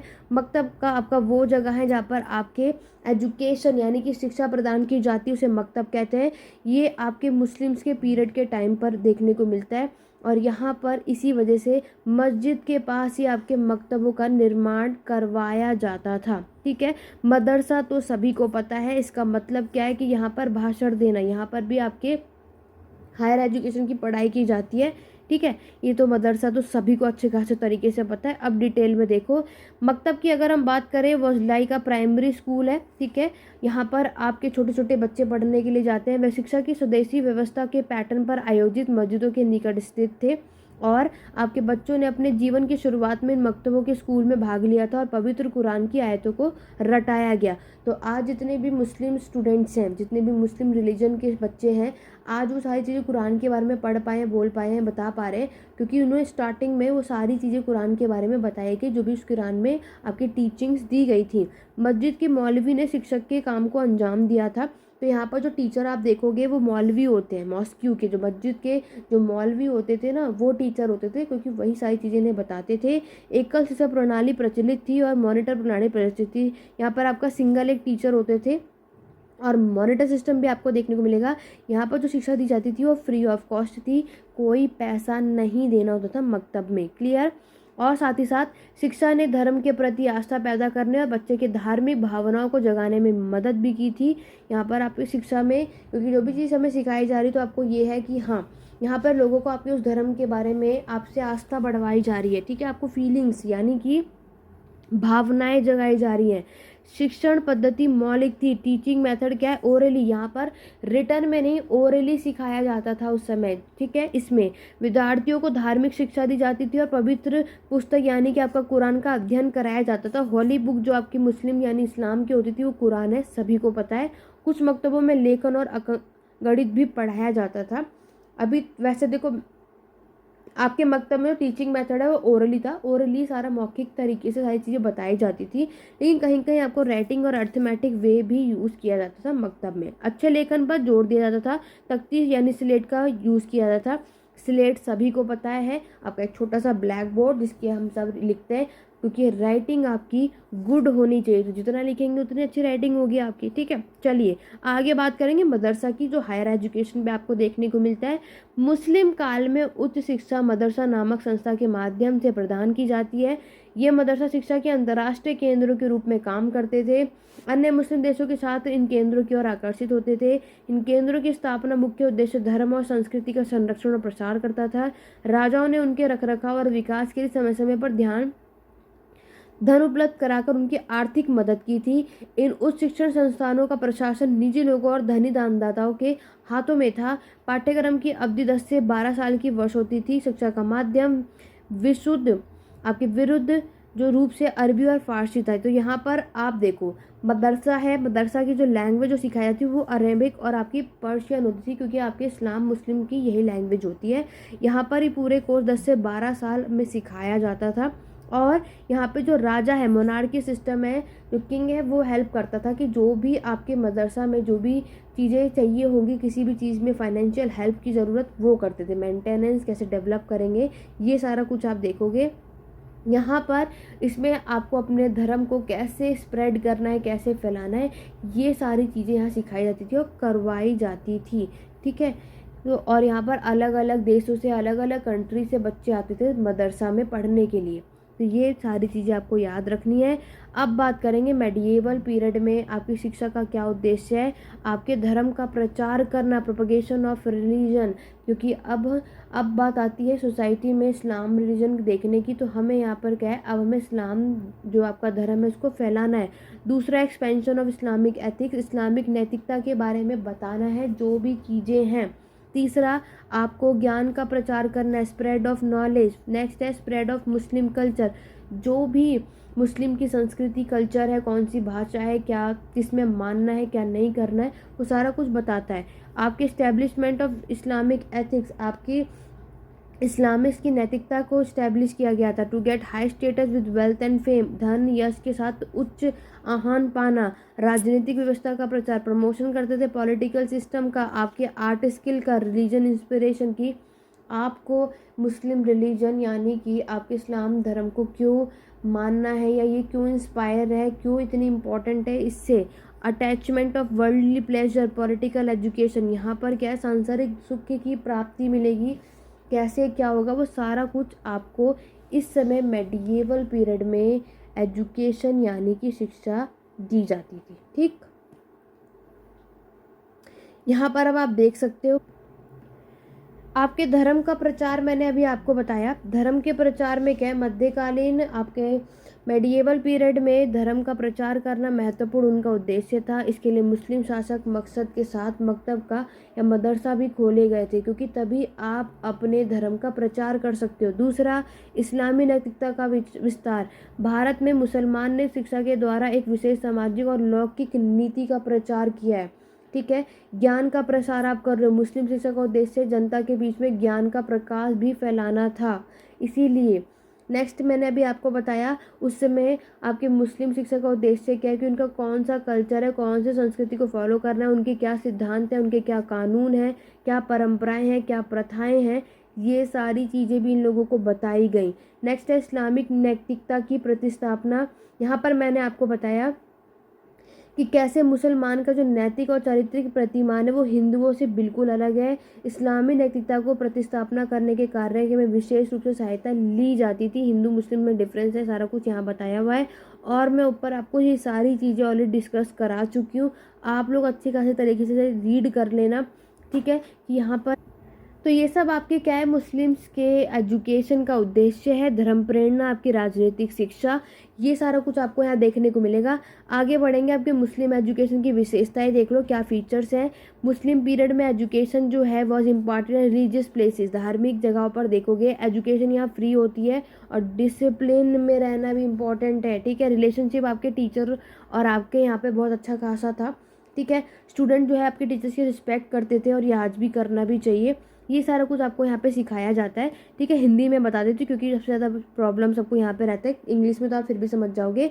ज्ञान को मनुष्य का सबसे अच्छा मित्र माना जाता है, पालने से लेकर कब्र तक आपके प्राप्त करना चाहिए। सारा कुछ जन्म से लेकर के कब्र तक की सारी चीज़ें आपको यहाँ बताई जाती हैं, ठीक है। शिक्षा प्राप्त करना एक आशीर्वाद है, इसे प्रदान करना मुसलमानों के अनुसार एक नेक काम था। मुस्लिम काल में ये माना जाता था कि दान में सोना देने की अपेक्षा अपने बच्चों को शिक्षा करना बेहतर है। मतलब कि पढ़ाई ज़रूरी है, एजुकेटेड बच्चे को शिक्षा दो, नॉलेज दो, ज्ञान प्राप्त हो। ये नहीं हो कि आपने उसे पढ़ाया लिखाया नहीं है, शादी करके ज्वेलरीज दे दी, इतने सोना चांदी दे दिया।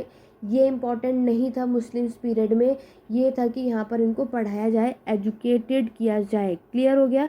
इनके पढ़ाने की विधि होती थी क्या, ओरली, जो मैंने अभी आपको बताया। हायर एजुकेशन में टीचर यूज़ करता था यहाँ पे लेक्चर मेथड।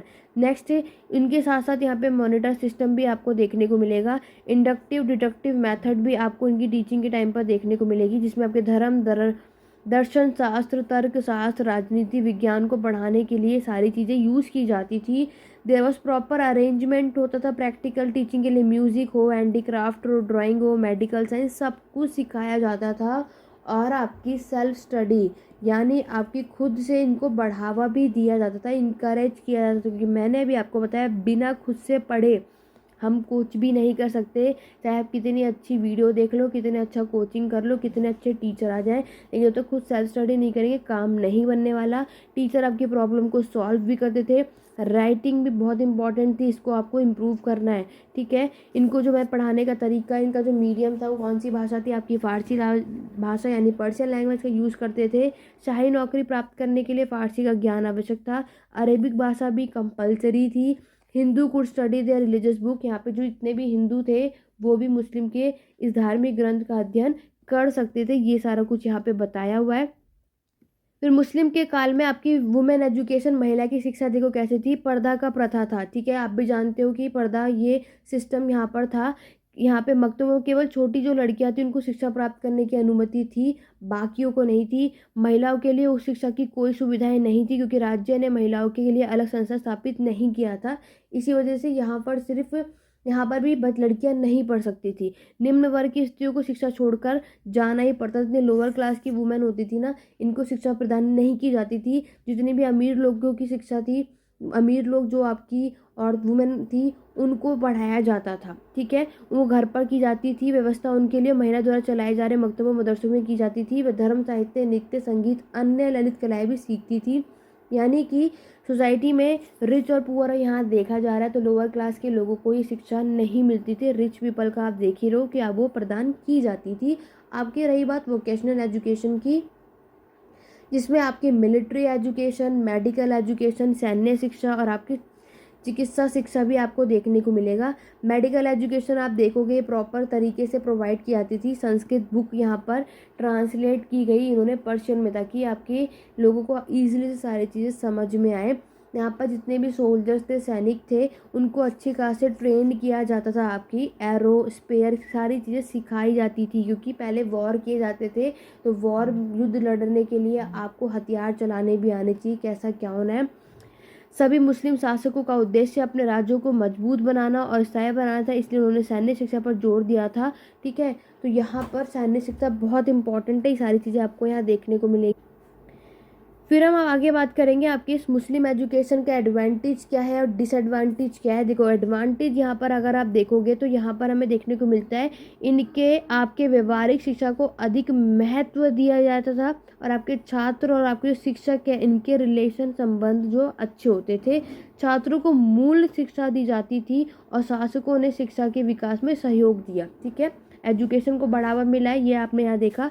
नुकसान क्या है, धार्मिक और इस्लामिक शिक्षा को अधिक महत्व दिया जाता था।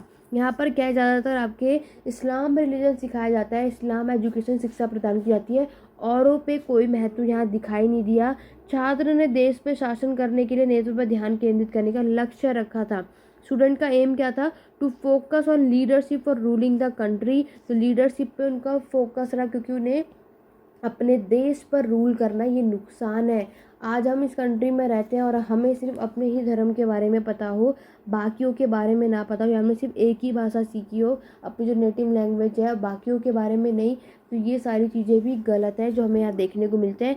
ये था आपका पूरा का पूरा आपका मैंने वैदिक पीरियड, आपका बुद्धिस्ट पीरियड और आपका मेडिएवल या मुस्लिम पीरियड जो आपके एग्जाम में क्वेश्चंस देखने को मिलते हैं। इन 2 पार्ट की वीडियोस में मैंने आपको सारा कॉन्सेप्ट क्लियर कर दिया। आशा करती हूँ आपको ये वीडियो हेल्पफुल रही होगी। कोई डाउट या क्वेरी आप कमेंट के थ्रू पूछ सकते हैं।